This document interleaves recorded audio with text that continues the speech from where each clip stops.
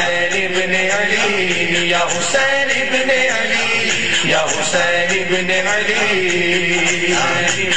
جب کربلا میں آئے دلارے بطول کے، جب کربلا میں آئے دلارے بطول کے، چاروں طرف سے گھیر لیا فوج شام نے، یہ ظلم سیدوں پہ کیا فوج شام نے. حاکم کا یہ حکم تھا کہ سب پئیں، چرند و پرند پئیں، منع تم نہ کیجو مگر ایک فاطمہ کے لال کو پانی نہ دیجو. دریا پہ بھی لعینوں نے پہرا لگا دیا. بسم اللہ الرحمن الرحیم.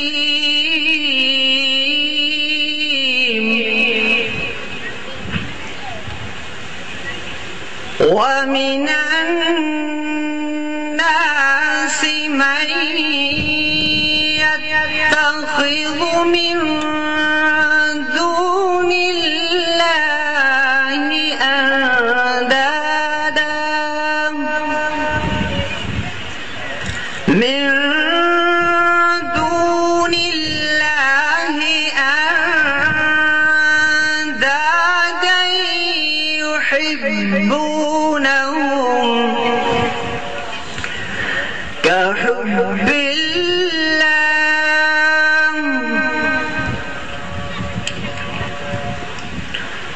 والذين آمنوا أشد حبا لله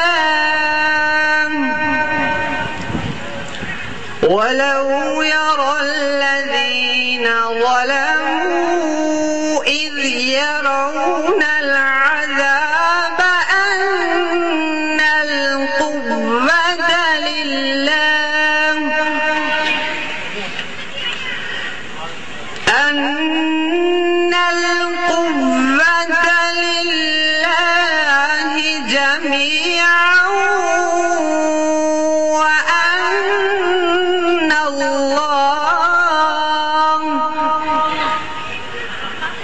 وأن الله شديد العذاب. إذ تبرأ الذين اتبعوا من الذين اتبعوا ورأوا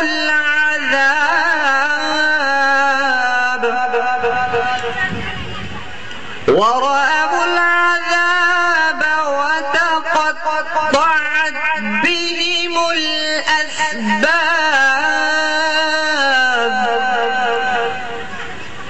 وقال الذين اتبعوا لو أن لنا كرة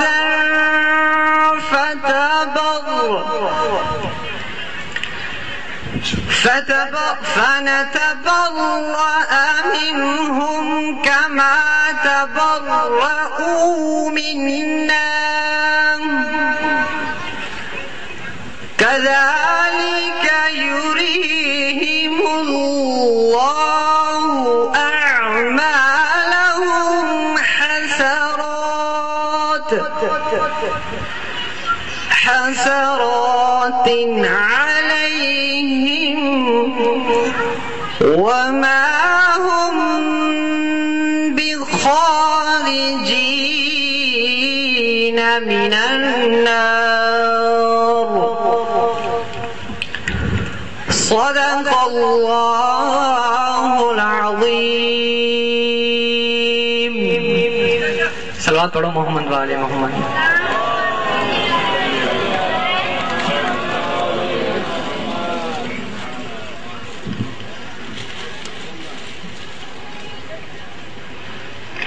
زاہد علی شاہ ماشاءاللہ. ہماری رسم ہے کہ ہم اپنے مہمانوں کو جب بھی وہ یہاں تشریف فرما ہوتے ہیں جانے پہچانے بھی ہوں تو اس دن مہمان ہی ہوتے ہیں، تو ان کی خدمت میں محبت بار دیگر کے طور پر اجرک کا تحفہ پیش کرتے ہیں۔ آج ہمارے 2 کارکن یہ فریضہ انجام دیں گے۔ سب سے پہلے میں گزارش کر رہا ہوں شبیر علی خوجہ صاحب سے کہ وہ تشریف لائیں اور مقرر محترم کو اجرک کا تحفہ پیش کریں۔ شبیر علی خوجہ صاحب۔ محمد آل محمد بلند تر صلوات۔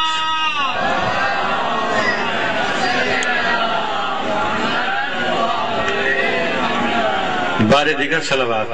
اللہم صلی علی محمد وآل محمد۔ اب ہماری انتظامیہ کمیٹی کے چیئرمین، بہت پرخلوص کارکن، محنتی انسان کیپٹن سید آصف علی شاہ معصومی، ان سے گزارش ہے کہ وہ تشریف لائیں اور ہمارے صدر مجلس میر نادر علی خان تالپور صاحب کو اجرک کا تحفہ پیش کریں۔ صلوات بر محمد وآل محمد۔ اللہم صلی علی محمد وآل محمد وعجل فرجہم۔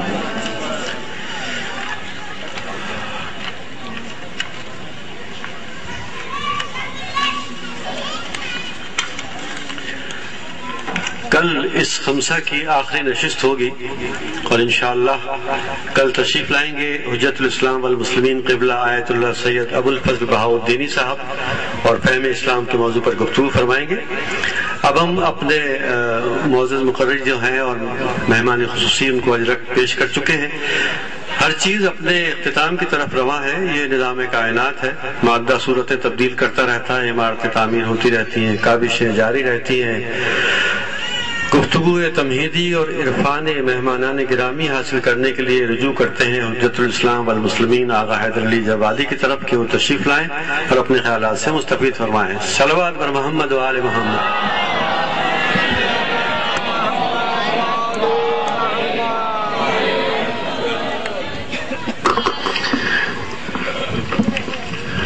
السلام علیکم جميعا ورحمۃ اللہ وبرکاتہ۔ اعوذ باللہ من الشیطان الرجیم، بسم اللہ الرحمن الرحیم۔ الحمد للہ رب العالمین والصلاة والسلام علی سید الانبیاء والمرسلین وآلہ طیبین طاہرین الذین اذهب اللہ عنہم الرجس وطہرہم تطہیرا۔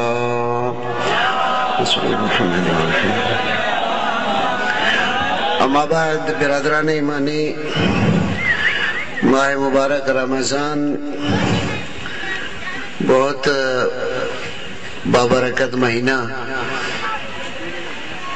جس میں کہ آپ اللہ کے مہمان ہیں،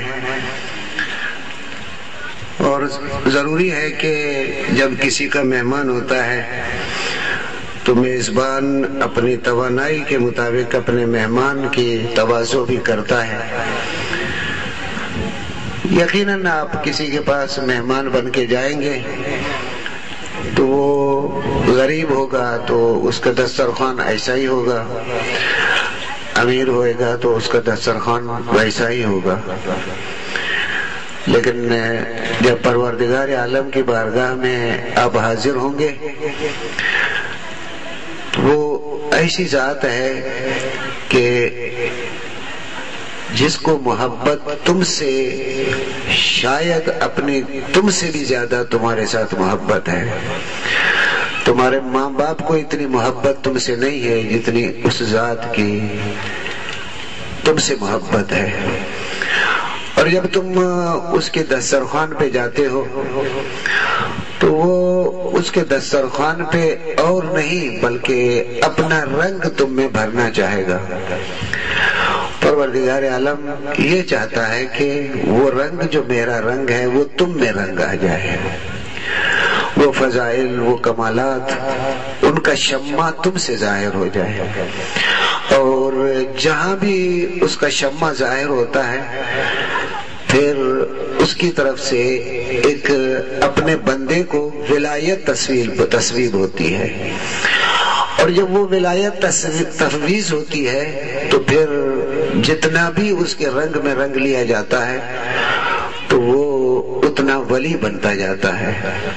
تو اولیاء اللہ وہ ہوتے ہیں جن میں رنگ الہی بھرا ہوا ہوتا ہے، اور پھر وہ قدرت الہی سے وہ مزین ہوتے ہیں. جتنا جس کے ساتھ بھی ولا یلی قریب ہوتا جائے گا اتنا اس میں رنگ آتا ہی جائے گا. پروردگار عالم بہت سے کام ہیں جو اسی کے ساتھ مخصوص ہے، وہی کام کرتا ہے، لیکن جب اس کے نزدیک جاتا ہے تو اپنے اختیارات اپنے کام نہ کہ بالکل حوالے کر دے، بلکہ اپنے کام کچھ نہ کچھ ان کے حوالے کر دیا جاتا ہے. اس طرح سے آپ تو مشہور ہے موت و حیات اللہ کے ہاتھ میں ہے، لیکن ملک الموت بھی آپ کو معلوم ہے. پروردگار عالم کے لیے واسطہ اور انسانیت میں واسطہ آتا، پیغمبر کے لیے جبرائیل جیسی شخصیت بھی واسطہ بنتی ہے. یہ ایک بہت قرب الہی کے حاصل ہونے کے بعد بہت سی کمالات کی چیزیں ہوتی ہیں. پھر شر اور فساد، برائی اور بھلائی، شر کو نابود کرنا اور بھلائی کو آگے بڑھانا مقصد الہی ہوتا ہے. تو اولیاء اللہ میں بھی یہی ایک صفت آ جاتی ہے کہ وہ شر کو ختم کرنے کے لیے جدوجہد کرتے ہیں اور بھلائی کو حکمران بنانے کے لیے کوشش کرتے ہیں.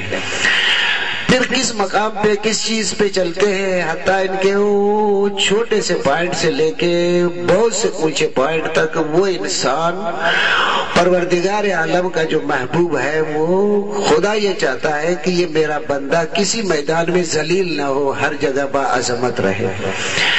اس عظمتوں کے حاصل کرنے کے لیے خدا نے اس انسانیت کی تبلیغ کے لیے بڑی باعظمت شخصیتیں بھیجی ہیں تاکہ انسان کو وہ راہ دکھائے کہ جس کی وجہ سے انسان عظمتیں ہی حاصل کرتا رہے اور کمال کی طرف ہی جاتا رہے، اور تاکہ اس پر کوئی دنیا کی کوئی اور قوت و طاقت اس پہ مسلط نہ ہو، فقط اللہ کے علاوہ اس پہ کوئی مسلط نہ ہو. وہ تسلط بھی اپنا اختیاری ہو، اختیار کے ساتھ اللہ کی بارگاہ میں جاؤ، اللہ کے تسلط کو قبول کرو، تاکہ دنیا کے جتنی تسلطات ہیں اور جتنی تسلط کرنے والی قوتیں ہیں ان سب سے تم آزاد ہو کے اللہ کے بندے بن جاؤ. دوسرے لفظوں میں یوں کہہ دوں کہ بندگی الہی اصل حریت ہے، آزادی ہے، خواہشات سے، تمناؤں سے، شیطانی قوتوں سے، طاغوتی قوتوں سے، شیطانی قوتوں سے، تمام سے رہائی کا طریقہ ایک ہی ہے کہ عبداللہ بن جاؤ، اللہ کے بن جاؤ. پھر تمہاری خواہشات نفسانی تم پہ قبضہ نہیں کر سکیں گی، دنیا کی طاغوتی قوتیں تم پہ قبضہ نہیں کر سکیں گی. کیسے بھی ہو، کٹ جاؤ، مر جاؤ، کچھ بھی ہو جاؤ، جسم تمہارا ہو جائے لیکن روح تمہاری ولایتی ہوگی اور ولایتی ہو کے ہی مشہور ہوگی. تاریخ انبیاء، ائمہ، اولیاء اللہ، بزرگان کو مطالعہ بھی کرے اور جدید تاریخ میں بھی مطالعہ کرے. وہ سرفراز ہیں جن کا تعلق اللہ سے ہے، وہ ذلیل ہے جن کا تعلق شیطان سے ہے. معمولی سی مثال ہے، آج کے دور میں حضرت آیت اللہ العظمیٰ سید علی خامنئی جن کا تعلق اللہ سے ہے، دنیا کی کسی قوت سے بے پرواہ ہو کے کھڑا ہوا ہے اور دنیا کی سب قوتیں، سپر قوتیں، شیطانی قوتیں جمع ہو رہی ہیں، لیکن وہ مرد حق کھڑا ہوا ہے. لیکن سب کو تمہاری تعاون کی ضرورت ہے. امام حسین علیہ السلام نے بھی جو مدد مانگی تھی وہ آپ کو وہ نہیں کہ چیخ رہے تھے جس طرح ایک پریشان ہو کے مجھے بچاؤ میں مر رہا ہوں. نہیں، حسین نے جب دعوت دی تھی اپنے اصحاب کو تو دعوت یہ تھی کون ہے جو میرے ساتھ زندہ رہنا چاہتا ہے، جو زندگی چاہتا ہے وہ میرے ساتھ آئے. لیکن یہ نہیں کہا تھا جو مرنا چاہتا ہے میرے ساتھ آئے. ایک نئی قسم کی زندگی ہے، وہ اگر تصور میں آ جائے تو انسان جدید بن جاتا ہے. بہرحال ماہ مبارک رمضان کمالات اور فضیلتیں حاصل کرنے کے لیے اللہ کا دسترخوان بچھا ہوا ہے اور اللہ تم کو یہ چاہتا ہے کہ تم ولایتی کی طرف جاؤ اور دنیا کی قوتوں سے آزاد ہو، صبغت اللہ، رنگ الہی لے کے مرد بنو، نہ پیٹ کے، نہ منہ کے، نہ خواہشات کے، نہ دوسروں کسی کے غلام نہ بنو، اور اتنا مرد بن جاؤ کہ جس طرح علی ابن ابی طالب علیہ السلام سوکھی روٹی کھا کے لیکن ایسا مرد بنے کسی مرغ پلاؤ کھانے والے کے سامنے بھی کبھی نہیں جھکے.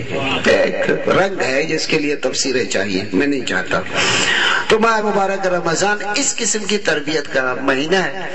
یہ مہینہ ایسے جا رہا تھا. 18 سال پہلے تقریباً کچھ دوستوں سے ملے اور انہوں نے کہا کہ ماہ مبارک رمضان جاتا ہے، کچھ دعوت فکر جو اللہ کا پیغام ہے وہ نہیں پہنچ سکتا، اس وجہ سے کوئی ایسا پروگرام بنایا جائے جس میں برادران خواہران سب بیٹھے، موضوعاتی گفتگو ہو، اور سب عرض کر رہا ہوں کہ کلاس کی صورت میں ہو، کوئی استاد ہو وہاں بیٹھے.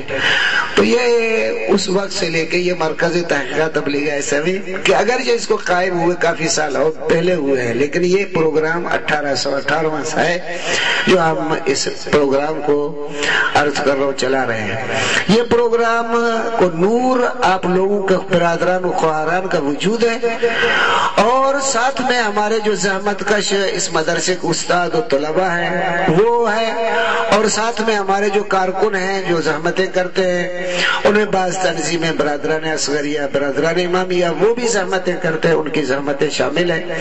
شخصیات بھی اس میں شامل ہیں، ڈونر حضرات، مدد کرنے والے حضرات بھی ہمارے ساتھ ہیں. فل طریقے سے اس کے لیے یعنی رمضان سے پہلے ہم بیٹھتے ہیں، بہت سارے دوست بیٹھ کے جمع ہو کے اس کے لیے پروگرام کے لیے پروگرام جوڑتے ہیں، اور انہی کی زحمتوں کاوشوں کا نتیجہ ہے کہ جو کہ یہ پروگرام اس انداز سے اور نورانی بنتا ہوا اور آگے بڑھتا ہوا جا رہا ہے. تو یہ 18واں سال ہے، اور اس میں عموماً ہم یہ کوشش کرتے ہیں کہ ایسے اساتذ کو منگائیں اور بلائیں، ایسے استاد جو کہ موضوع کے ساتھ وفا بھی کر سکیں، اور آپ غور و فکر اور توجہ کے ذریعے ایک موضوع کو سمجھ بھی سکیں، اور فکری لحاظ سے آپ جہاں سے اٹھے تو ایک نئے ہو کے اٹھے. ورنہ عموماً ہمارے پاس واہ تو ہو جاتی ہے، آتے کیا ہوا جیسے کہے تھے اٹھے چلے گئے، ایسا نہیں ہونا چاہیے. تو یہ کلاس سجی ہوئی ہے جس میں برادران و خواہران جمع ہے. یہ مرکز بھی امام زمان علیہ السلام کا ہے. آپ مہمان اللہ کے رمضان کے مہینے میں یہاں دسترخوان امام زمان علیہ السلام پہ بیٹھے ہوئے تھے. یہ دوستوں نے کاوشیں کر کے زحمتیں کر کے اس پروگرام کو ایسا نورانی بنایا. یقیناً آپ لوگوں کے وجود سے یہ پروگرام نورانی بنا ہے. اب آج کا پروگرام جو ہے اس کے استاد محترم ہیں انجینئر سید حسین موسوی صاحب. جانی پہچانی شخصیت ہیں، انجینئر ہیں بیسیکلی، لیکن دین کی طرف ان کی توجہ، مطالعہ عمیق، بہت اچھا، اور اس کو بیان کرنے کا بہت اچھا طریقہ پروردگار عالم نے ان کو عنایت فرمائے. آج کے وہ مقرر ہیں. موضوع ان کا منتخب شدہ ہے، اور موضوع ہے تصوف، عرفان، اسلام. ہمارے پاس عرض کر رہا ہوں کہ بہت سے رنگ ہے. ابھی میں اس بحث میں نہیں پڑھتا، اب جاؤں گا تو پھر میں بے وفائی کروں گا خود مقرر کے ساتھ، آپ کے ساتھ بھی. میں بحث میں نہیں جاتا. بہت سی جگہوں پہ ایک تصوف کو عرض کر رہا ہوں یا صوفی ہونے کو ایک عجیب و رنگ دیا جاتا ہے. میں نہیں کہتا ابھی اس بات میں، البتہ تصوف میں منفی رنگ بھی ہے، مثبت بھی رنگ ہے. اور عمومی انداز میں ہماری عادت یہ ہوتی ہے کہ ہم جتنی بھی مثبت اور پازیٹیو چیزیں ہیں ان کو منفی اور نیگیٹو چیز کی طرف لے جائیں. ہمارے پاس، میں تو بنیادی طرح سے شروع سے ہوتا ہوں، حتیٰ ان کے توحید ایک مثبت پہلو ہے، ہم نے اس کو منفی حیثیت سے لیا ہوا ہے. نبوت ایک مثبت پہلو ہے، مثبت لائن ہے، ہم نے اس کو منفی پہلو میں لیا ہوا ہے. امامت کو ہم نے ایک منفی پہلو میں لیا ہوا ہے، مثبت پہلو میں نہیں لیتے. ہم جذباتیت کی طرح، مسلمان ہونے کی طرح توحید کو نام تو لیتے ہیں، انبیاء کا تو نام لیتے ہیں، ائمہ علیہ السلام کو نام لیتے. بات کرنے کے لیے جب آتے ہیں تو کہتے ہیں کہ اسلام نظام حیات ہے، اور جب نظام کی ضرورت پڑتی ہے تو ہم چلے جاتے ہیں انگریزوں سے نظام لینے. عدالتیں ہماری اگر فیصلے سناتی ہے تو قرآن کی آیتیں نہیں پڑھتی، فقہ کی کتابیں نہیں پڑھتی، رسول کی حدیثیں نہیں پڑھتی، انگریزی ججوں کے فیصلوں کو آئینہ بنا کے اس کے مطابق فیصلے کرتے ہیں. ہمارے پاس نظام حیات نہ کہنے کو ہے. ہمارا عدالتی نظام قرآن حدیث کے مطابق ہمارے جج کو عرض کر رہا ہوں قرآن پڑھنا نہیں آتا، حدیث پڑھنا نہیں آتا، اسلامی اصول کے مطابق یہ اسلامی جج ہونے سے نااہل ہے، انگریز جج تو ہو سکتے ہیں اور ہم اس پہ خوش ہیں۔ ہمارے پاس حکمرانی کے لیے بھی لائنیں ہیں، راستے ہیں، لیکن ہم ان حکمرانی کی لائنیں راستے نہیں ہیں۔ ہم جاج کے جو بڑا بدماش ہوگا اسی کو ووٹ دیں گے، کل اسی کو گالی دیں گے، کچھ چوریاں خود کریں گے، کچھ وہ کرے گا، وہ کہیں گا وہ کھا گئے، اور جو خود کھا گئے اس کو نہیں دیکھتے، سب لوٹ مار پہ اس پہ لگے ہوئے۔ جو انبیاء ہم کو چاہتے تھے بنانے کے لیے اس راہ میں ہم نہیں جاتے، ہم منفی پہلو میں جاتے ہیں۔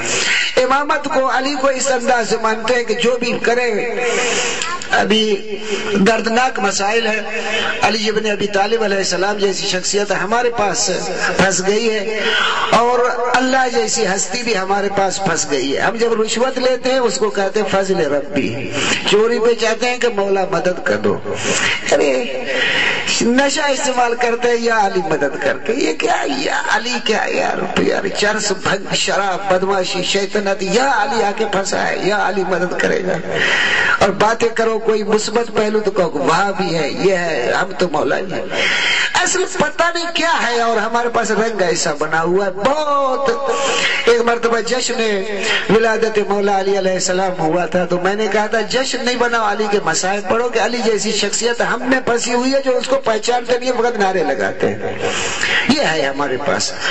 بہرحال یہ تصوف اور عرفان کیا ہے، ابھی وہ خود ہی آ کے میں بہت بول گیا ورنہ کچھ بولتا۔ اس تصوف و عرفان اسلام کے موضوع پہ ہمارے برادر سید حسین موسوی صاحب بولیں گے اور میں ان کو دعوت دوں گا۔ اور آج ہمارے صدر جلسہ ایک بہت اچھی بافضیلت اور مومنوں کی شخصیت عزت مآب جناب میر نادر علی خان تالپور صاحب ہیں، جو چیف کنزرویٹر ہے۔ عرض کر رہا ہوں کہ یہاں ہے، میں ان کی زیارت کی، چند ملاقاتیں ہوئی اور ان سے تعارف ہوا، درد دل درد دین اور شرافت ان کی متوجہ ہوا۔ میری عادت یہ ہے کہ اس قسم کے جلسوں میں ہمارے اچھے دوست جو اچھی پوزیشنوں میں بھی ہیں ان کو بھی بلائیں، آپ ان کو پہچانیں وہ آپ کو پہچانیں، تاکہ ایک دوسرے کے ساتھ روابط و تعلقات بھی بڑھیں۔ اس وجہ سے ان کو ہم نے زحمت دی، وہ شخصیت نے آگے ہمارے اس جلسے کو نورانی کیا، وہ بھی تشریف فرما ہے۔ میں اب زیادہ بولنا چھوڑ دیتا ہوں، پھر کل ہے آخری جلسہ، کوئی تھوڑا زیادہ بولوں گا اس میں اور آپ کو زحمت دوں گا۔ آج عرض کر رہا ہوں کہ خطاب کے لیے میں دعوت دیتا ہوں انجینئر سید حسین موسوی کو کہ وہ آئے، تصوف و عرفان، ان کی حقیقت، ان میں فرق اور ان کے متعلق اسلام کا حکم۔ بہت ڈیپ موضوع ہے، بہت زحمت ہے۔ تصوف عرفان، عارف عارفانہ، صوفی تصوف، یہ کیا ہے؟ اسلام کیا کہتا ہے؟ مثبت ہے، منفی ہے، جدا ہے، ایک ہے؟ نظریہ اسلامی کیا ہے وہ آپ کے ساتھ آ کے بولیں گے۔ حقیقت کیا ہے، فرق کیا ہے، اسلام کیا کہتا ہے، ان میں کون سا ناجائز کون سا صحیح، کیا ہمارے لیے لائن راستہ ہے، وہ آئیں گے آپ سے خطاب فرمائیں گے۔ سید حسین موسوی صاحب تشریف لائیں۔ اور محمد و آل محمد صلوات۔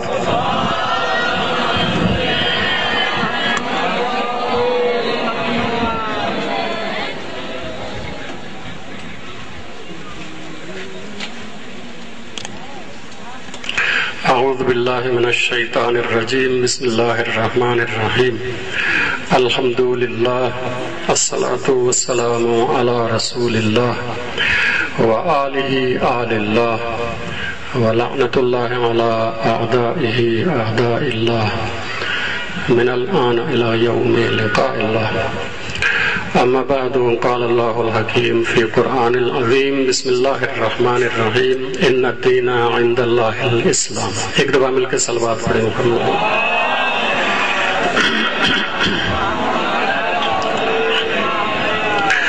موضوع کا مختصر تعارف آپ کی خدمت میں پیش کیا گیا۔ تصوف کیا ہے، عرفان کیا ہے، اور ان دونوں میں سے دین اسلام کس کو قبول کرتا ہے، یا دونوں کو قبول کرتا ہے یا دونوں کو رد کرتا ہے، یا دونوں میں سے کچھ چیزیں قبول کرتا ہے کچھ چیزیں رد کرتا ہے۔ تصوف کی ڈیفینیشن کریں گے وصف بیان کریں گے، پھر تصوف کے اصول و فروع بیان کریں گے، اس کے بعد یہ دیکھیں کہ یہ تصوف ہمارے ہاں مسلمانوں میں باہر سے آیا ہے یا اندرونی پیداوار ہے، اس کے سارے اصول و فروع دین اسلام سے لیے گئے ہیں یا باہر سے لیے گئے ہیں، یا کچھ اندر سے ہیں کچھ باہر سے۔ پھر دیکھیں گے کہ اس کے مد مقابل عرفان کیا ہے، اس کی چیزیں کہاں سے ہیں، اور آخر میں ان کے بارے میں دین اسلام کا فیصلہ کیا ہے وہ آپ کی خدمت میں عرض کیا جائے گا۔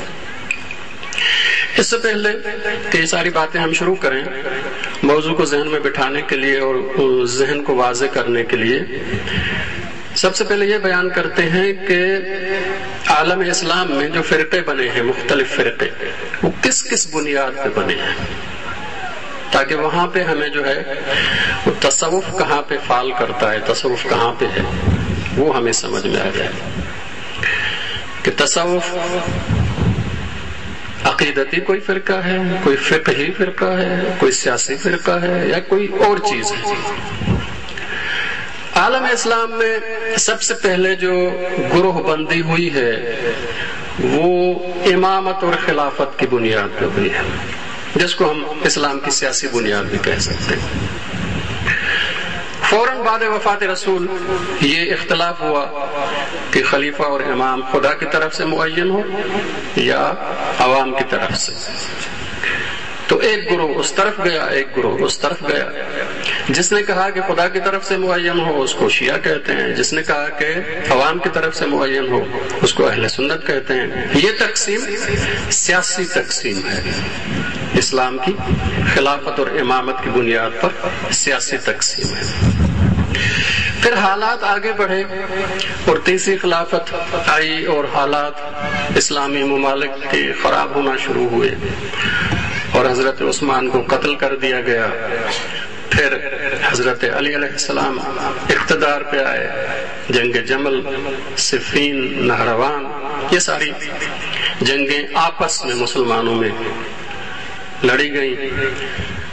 تو بہت سے افراد ایسے تھے کہ جو اس بیچ میں حضرت عثمان کے قتل اور جمل اور صفین اور یہ ان حالات میں فیصلہ نہ کر پائے کہ حق کدھر ہے، کہاں ہے حق۔ خاص طور پہ وہ افراد جو کہ اسلامی جہاد کے حوالے سے سرحدوں پہ ہوتے تھے، وہ جب واپس آئے تو دیکھا کہ خلیفۃ المسلمین قتل ہو چکا ہے اور مسلمانوں کے اندر آپس میں اختلاف ہے، تو ان کو اشتباہ ہو گیا کہ حق کدھر ہے، ادھر ہے ادھر ہے، کہاں پہ ہے۔ جنگ جمل میں 2 گروہ، جنگ صفین میں 2 گروہ، نہروان میں 2 گروہ، حضرت عثمان کے قتل میں 2 گروہ، کہاں ہے حق؟ وہ پریشان ہو گئے۔ اس بنیاد پہ ایک نیا فرقہ وجود میں آیا جنہوں نے کہا کہ ہم اس مسئلے کو نہیں اٹھاتے، اس مسئلے کو ملتوی کرتے ہیں، اس فیصلوں کو ملتوی کرتے ہیں، یہ آگے تاریخ خود فیصلہ کرے گی یا خدا جانے اور یہ فیصلہ جانے۔ اس کو کہا گیا مرجئہ۔ یہ تیسرا فرقہ اسی سیاست کی بنیاد پہ وجود میں ہے، مرجئہ۔ پھر چلتے چلتے یہ مرجئہ فرقہ وہاں تک پہنچا، اس کے اصول و فروع بنتے گئے اور پورا فرقہ ایک منظم ہوا، اور پھر وہاں تک پہنچا کہ اس نے یہ عقیدہ دیا کہ عقیدہ کافی ہے، عمل کی کوئی ضرورت نہیں ہے۔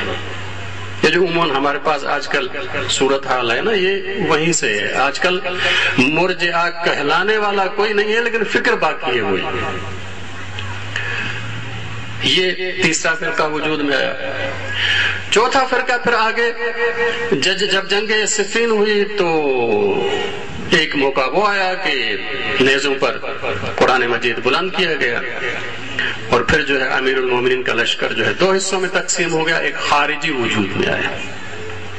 ان کا نظریہ یہ ہے کہ امام کا ہونا نہ صرف ضروری نہیں ہے بلکہ ہونا ہی نہیں چاہیے، خلیفہ ہونا ہی نہیں چاہیے، امام ہونا ہی نہیں چاہیے، یہ فساد اور فتنے کی جڑ ہے، اس لیے اس کو ختم کر دیں۔ لا حکم الا للہ، خدا کے علاوہ کوئی حاکم نہیں ہے۔ یہ چار فرقے اس طرح سے وجود میں آئے سیاسی بنیاد پر. سب سے پہلے شیعہ سنی وجود میں آئے، اس کے بعد مرجعہ وجود میں آئے، اس کے بعد جو ہے خوارج جو ہے یہ وجود میں آئے. یہ ہے اسلام کی سیاسی تقسیم مسلمانوں میں، فرقوں میں، سیاسی فرقے. پھر جو اہل سنت بنے ان میں عقائد کی بنیاد پہ تقسیم ہوئی. سب سے پہلے اہل حدیث وجود میں آئے، شاید آپ نے نام سنا ہو. پھر معتزلہ وجود میں آئے، پھر اشعری وجود میں آئے، پھر ماتریدی وجود میں آئے، اور پھر چلتے چلتے طحاویہ، اور پھر کافی بعد میں جو ہے ابھی جو سلفی جس کو کہتے ہیں وہ وجود میں آئے. وہ اب پاکستان اور انڈیا کے درمیان جو ہے یہ دیوبندی اور بریلوی، یہ عقائدی فرقے ہیں، عقیدے کی بنیاد پر. عقائد میں فرق ہے. یہ سارے فرقے عقیدے کی بنیاد پہ تھے، وہ تو سیاست کی بنیاد پہ، یہ ہے عقیدے کی بنیاد پر. تیسری تقسیم جو مسلمانوں میں ہوئی خاص طور پر اہل سنت میں، وہ فقہی بنیادوں پہ، وہ احکام کی بنیاد پہ، حلال و حرام کے احکام. حنفی، مالکی، شافعی، حنبلی وغیرہ وغیرہ، پھر اس میں سے تقلید نہ کرنے والے. یہ جو ہے وہ فقہی تقسیم ہے مسلمانوں کی. تو بنیادی طور پہ یہ تین تقسیمیں ہیں، ایک سیاسی ہے، ایک عقیدتی ہے، ایک فقہی ہے. سیاسی تقسیم وہ آپ کی خدمت میں عرض کی، عقائدی تقسیم اہل سنت کے پاس، اور فقہی تقسیم جو ہے اہل سنت کے پاس. اتفاق سے یہ جو تصوف ہے یہ نہ سیاسی کوئی فرقہ ہے، نہ عقیدتی کوئی فرقہ ہے، نہ فقہی کوئی فرقہ ہے. نہ عام مسلمانوں سے کوئی سیاست میں فرق ہے اس کے، نہ عقیدے میں فرق ہے، نہ فقہ میں فرق ہے. پھر کیا ہے یہ؟ پھر اس کی بنیاد کیا ہے؟ اس کی بنیاد ایک اور اسلامی چیز ہے، وہ ہے اسلامی اخلاق. اور اخلاق میں بھی ایک خاص جو ہے خلق ہے جس کو زہد کہتے ہیں، اسلامی زہد، زاہد جس سے لفظ جو ہے نکلا ہے.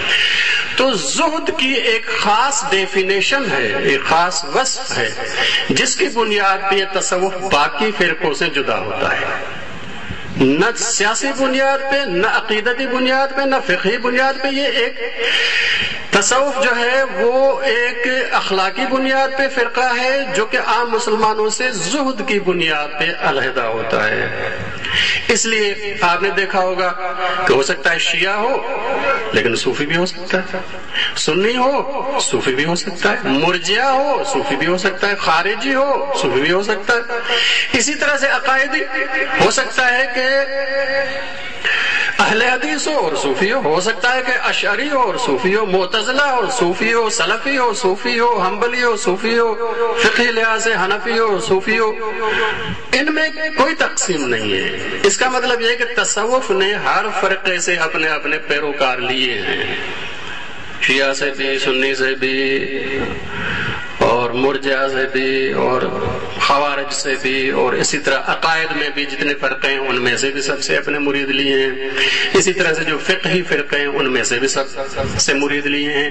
یہ ایک اخلاق اور زہد کی بنیاد پہ علیحدہ ایک فرقہ ہے. تو اب ذہن میں ہو گیا ہوگا کہ یہ تقسیم ہے مسلمان فرقوں کے کس بنیادوں پہ، اور یہ جو تصوف ہے یہ کہاں پہ جو ہے وہ فعال کرتا ہے. یہ اخلاقی بنیاد پہ ایک علیحدہ فرقہ ہے. اب اس سے پہلے کہ اس کی وضاحت کریں کہ تصوف کہتے کس کو ہیں، یہ صوفی لفظ کہاں سے آیا ہے، اس سے پہلے ایک اور چیز آپ کی خدمت میں عرض کر دیں. وہ یہ ہے کہ عالم اسلام پر اس تصوف کے بنیادی طور پر وسیع اثرات ہوئے ہیں. وسیع اثرات ہیں، کچھ پازیٹو ہیں کچھ نیگیٹو بھی ہیں. دونوں میں آپ خدمت میں بالکل مختصر طور پہ عرض کرتا ہوں. سب سے پہلے جو پازیٹو اثر ہے وہ تصوف کا اس وقت ہمیں نظر آتا ہے جبکہ مغلوں نے حملہ کیا بغداد پہ اور اسلامی سلطنت ساری جو ہے ختم کر دی، الٹ پلٹ کر دیا بغداد کو، خلافت ختم ہو گئی. اور مغل ظاہر ہے کہ یہ غیر مسلم تھے، بعد میں پھر ان میں مسلمان بنے، غیر مسلم تھے. تو مسلمانوں کی جو حکومت ختم ہو گئی تو ایک نفسیاتی طور پر مسلمانوں میں نا امیدی کی کیفیت پیدا ہو گئی کہ ہمارے اوپر قبضہ ہو گیا. اور اس طرح سے اس دور میں تصوف نے آ کے اور مسلمانوں کو امید دلائی کہ یہ دنیا فانی ہے، غیر باقی ہے. تم اس فانی دنیا کی فکر نہ کرو بلکہ باقی خدا کی فکر کرو. تو یہ ایک پازیٹو مفہوم تھا جو کہ امید دلائی، ایک نا امیدی سے جو ہے مسلمانوں کو بچایا ہے۔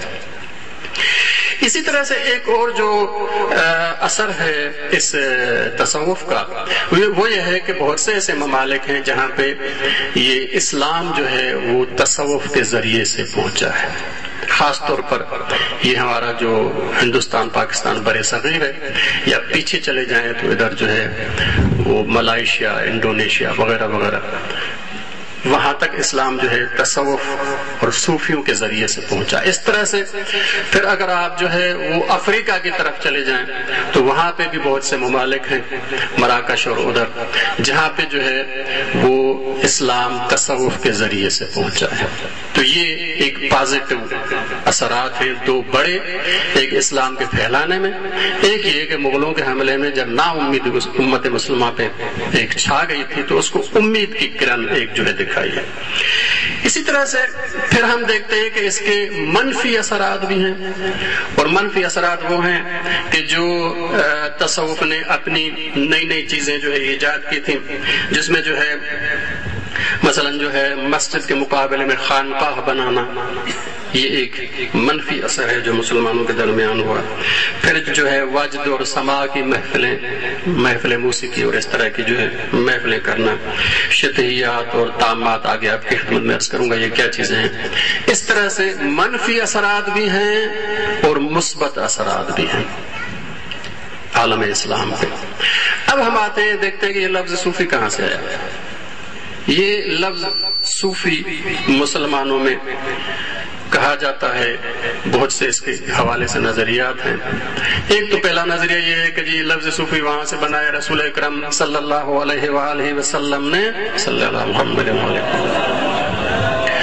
تھوڑا بیدار ہو کے ایک دفعہ صلوات پڑھے محمد وآلہ محمد صلی اللہ علیہ۔ نبی اکرم نے مدینہ منورہ میں مسجد بنائی اور اس میں ایک سامنے جو ہے مسجد کے صحن میں جو ہے ایک چبوترا سا بنایا جہاں پہ وہ افراد بیٹھتے تھے جن کا کوئی گھر نہیں ہوتا تھا، غریب اور مسکین افراد، اس کو صفہ کہا جاتا تھا، اور ان افراد کو اہل صفہ کہتے تھے۔ کہتے ہیں کہ صوفی وہاں سے نکلا ہے، لیکن بہت سے افراد کہتے ہیں جو لغت کو جاننے والے ہیں، کہتے ہیں کہ جی صفہ سے صوفی بن سکتا ہے، صوفی نہیں بن سکتا۔ اسی طرح سے ایک اور نظریہ یہ ہے کہ عرب میں ایک قبیلہ تھا بنی صوف، جو کہ بالکل غریبانہ زندگی ان کی تھی، جیسے ہمارے ہاں بھی کچھ قبیلے ہیں جوگی قبیلہ یا اس طرح سے جو بالکل غریبانہ زندگی ہے، اور چونکہ اہل تصوف بھی اس طرح سے فقر اور غربت کی زندگی بسر کرتے ہیں، اس لیے وہ بنی صوف کا لفظ ادھر آ گیا اور صوفی جو ہے وہ کہلانا جو ہے شروع کر دیا۔ بہت سے اس طرح سے اور بہت سے جو ہے نظریات ہیں، میں سب آپ کی خدمت میں بتا کے جو ہے وہ ٹائم لینا زیادہ نہیں چاہتا۔ زیادہ تر جو سمجھ میں آتا ہے اور زیادہ جس کو جو ہے وہ کہا گیا ہے، وہ یہ کہا گیا ہے کہ چونکہ یہ فرقہ جو ہے وہ انتہائی سادہ زندگی بسر کرتا تھا اور کھانے اور پینے میں انتہائی سادہ، نعمتیں استعمال نہیں کرنی، زیب و زینت کوئی نہیں ہے، پہننے میں وہ سب سے کم تر لباس پہنتے تھے جو کہ اس دور کے اون کا لباس ہوتا تھا، اس لیے کہ عربوں میں جو ہے وہ سب سے زیادہ چیز جو پائی جانے والی بھیڑ ہے، اور بھیڑ کا جو اون ہے، بال ہیں، وہ سب سے جو ہے کم قیمت چیز تھی، اسی سے بنے ہوئے سادہ جو ایک لباس پہنتے تھے۔ تو اس اون کو عربی میں صوف کہتے ہیں اور اس کے پہننے والے کو صوفی کہا گیا، یعنی انتہائی سادہ لباس پہننے والا، اس صوف سے صوفی جو ہے وہ بنا۔ اب آتے ہیں، ہم دیکھتے ہیں کہ صوفی کہتے کس کو ہیں۔ یہ تو لفظ تھا، صوفی کہاں سے بنا، صوفی کس کو کہتے ہیں، تصوف کیا ہے؟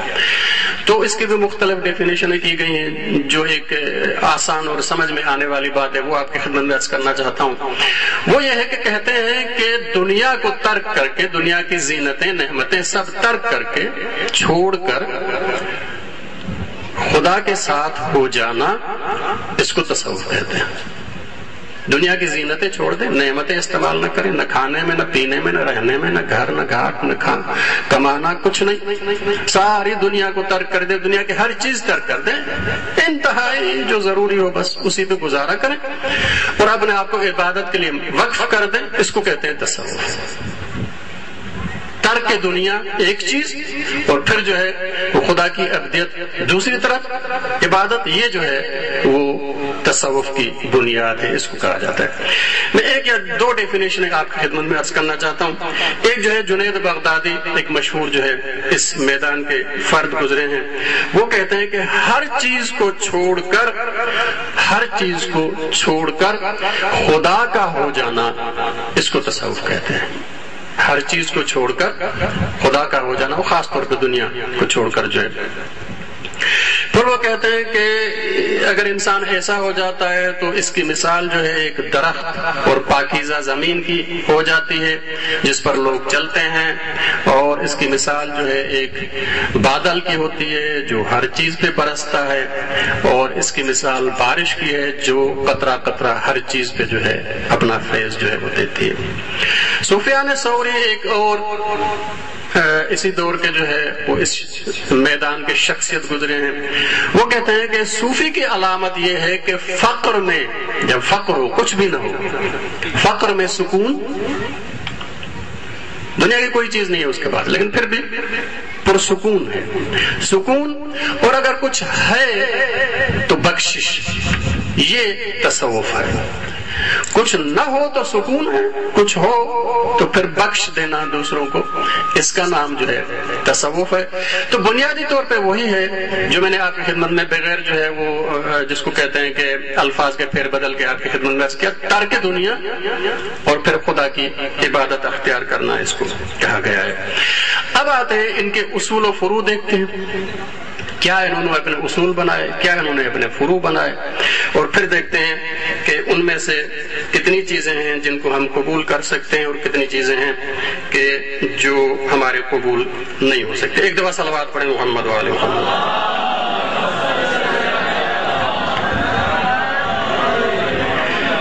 جس طرح ہم اپنے دین کو تقسیم کرتے ہیں، ایک کہتے ہیں اصول دین، ایک کہتے ہیں فروع دین۔ اصول دین کہتے ہیں عقائد کو اور فروع دین کہتے ہیں اعمال کو، توحید، عدل، نبوت، امامت، قیامت، عقائد یہ اصول دین ہے، نماز، روزہ، حج، زکوٰۃ اور امر بالمعروف نہی عن المنکر، ولایت، برات، یہ سارے جو ہے فروعات اعمال ہیں۔ تو اسی طرح سے اہل تصوف نے بھی اپنی تعلیمات کو تقسیم کیا ہے، ایک کو کہتے ہیں اصول جو کہ ان کے عقائد ہیں، اور ایک جس کو ہم اپنی زبان میں اعمال اور فروعات کہتے ہیں، انہوں نے اس کو آداب کہا ہے۔ اس کا نام فروع نہیں رکھا، اس کا نام انہوں نے آداب رکھا ہے۔ تو ایک اصول ہے اور ایک آداب ہے۔ اب دیکھتے ہیں کیا ان کے اصول ہیں اور کیا ان کے آداب ہیں، وہ مختصر آپ کی خدمت میں جو ہے وہ عرض کرتا ہوں۔ سب سے پہلے جو ان کا اصول دین میں جو چیزیں آتی ہیں، وہ سب سے پہلی نظریات میں اور عقائد میں ان کے جو آتی ہیں، وہ سب سے پہلے توحید ہے۔ اور توحید کا ان کا جو نظریہ ہے وہ یہ ہے کہ کائنات میں، جہان میں صرف خدا ہے جو وجود رکھتا ہے، اس کا وجود اپنا ہے، باقی ساری کائنات اس وجود کے جلوے ہیں۔ وجود ایک ہے، بس وجود ایک سے زیادہ نہیں ہے، باقی سب کیا ہے، اس وجود کے جلوے ہیں۔ جس طرح سے آپ جو ہے وہ ایک آئینہ رکھیں اور سورج کے سامنے لائیں تو اس میں جو کچھ ہوگا وہ اپنا کچھ نہیں، وہ سورج کی روشنی ہے۔ اسی طرح سے کہا یہ جاتا ہے کہ اللہ تبارک و تعالیٰ کا وجود بس اپنا ہے، باقی ساری کائنات میں جتنی مخلوقات ہیں سب آئینے ہیں، اسی کی صفات کو جلوہ گر کرتے ہیں اور کچھ نہیں ہے۔ یہ اور بات ہے کہ اس کو پھر چلتے چلتے پھر آگے جو ہے وہ اس نظریے کی اور جیسے جہالتیں ہوتی ہیں صوفیوں میں، یہاں تک پھر جو ہے وہ آ گیا کہ کہا گیا کہ صوفی کہنے لگے ہر چیز خدا ہے۔ یہ ان کا اصل نظریہ نہیں ہے، اصل نظریہ وہ ہے، لیکن چلتے چلتے بگڑ کے یہاں تک پہنچ گیا کہ جی ہر چیز، جانور، پتا، ریتی، یہ ہر چیز خدا ہے. یہ ان کا اصل نظریہ نہیں تھا، لیکن گڑبڑ کر کے یہاں تک جو پہنچ گیا. وہ ایک لطیفہ بھی ہے، ایک صوفی گیا قبرستان میں جو ہے دعا مانگنے، تو دیکھا کہ قبر پر ایک گلہری جو ہے وہ کچھ کھا رہی ہے، تو اس کے سامنے ہاتھ باندھ کے جو ہے بیٹھ گیا کہ ہاں جی اب اس صورت میں آئے ہیں آپ. تو یہ ان کا اصل نظریہ نہیں ہے، لیکن بہرحال بگڑ کے صورتحال یہاں تک جو ہے وہ پہنچ گئی. یہ ہے پہلا نظریہ توحید، کہ وجود صرف خدا کا ہے، باقی جو ہے وہ صرف آئینے ہیں اور اسی کے جلوے ہیں. نمبر 2 عشق. دوسرا ان کا اصول دین میں سے اصول ہے عشق.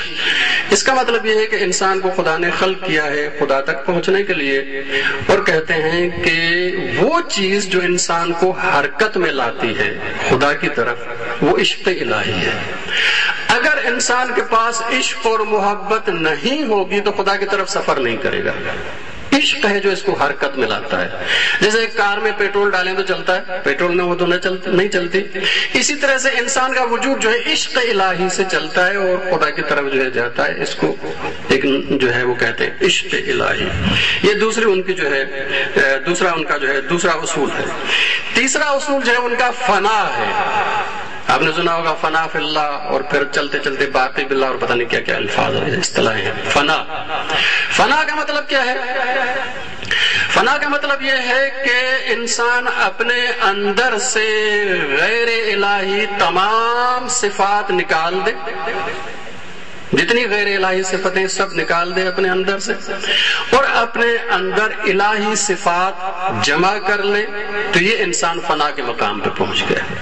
یعنی کہ اپنے وجود کو فنا کر دیا اس نے، اب اس کا وجود نہیں ہے، اب جو کچھ ہے وہ اس کے جلوے ہیں، اس کے صفات کے جلوے ہیں. تو یہ ان کی فنا کا ایک جو ہے وہ نظریہ ہے، اصول ہے. یہ جو ہے تیسرا اصول ہے ان کا. چوتھا جو ہے ولایت ہے. کہتے ہیں کہ اس فنا کے مقام تک پہنچنے کے لیے انسان بغیر استاد کے، بغیر جو ہے ولی کے، بغیر سرپرست کے نہیں چل سکتا. جس کو وہ اپنی زبان میں پیر کہتے ہیں، مرشد کہتے ہیں، اس کے بغیر نہیں چلتا. کتب بھی اسی کو کہتے ہیں کہ اس کے بغیر نہیں چل سکتا. اس لیے جو ہے وہ لازمی ہے کہ سب سے پہلے انسان کی خدا ولایت کرے، خدا ولی بن جائے، اور انسان کو اٹھا کے فنا کے مقام تک پہنچا دے، اس کی تربیت کر کے درجہ بدرجہ.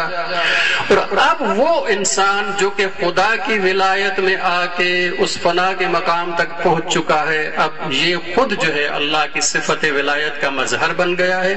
اب یہ دوسروں کی ولایت کر کے اس مقام فنا تک پہنچا سکتا ہے.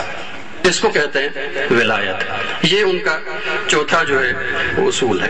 اب آپ نے دیکھا ہوگا کہ ان میں آپ سمجھ رہے ہوں گے یہ تو وہی ہیں جو ہم ہی کہتے ہیں، کوئی اختلاف تو نہیں ہے. تو ٹھیک ہے، یہاں تک کوئی اختلاف نہیں ہے.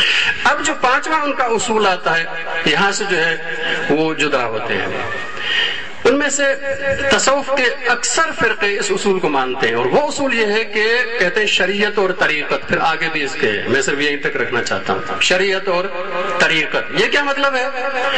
کہتے ہیں کہ اصل مقصد طریقت ہے، وہاں تک پہنچنا. شریعت ذریعہ ہے جو انسان کو اس مقام تک پہنچاتا ہے.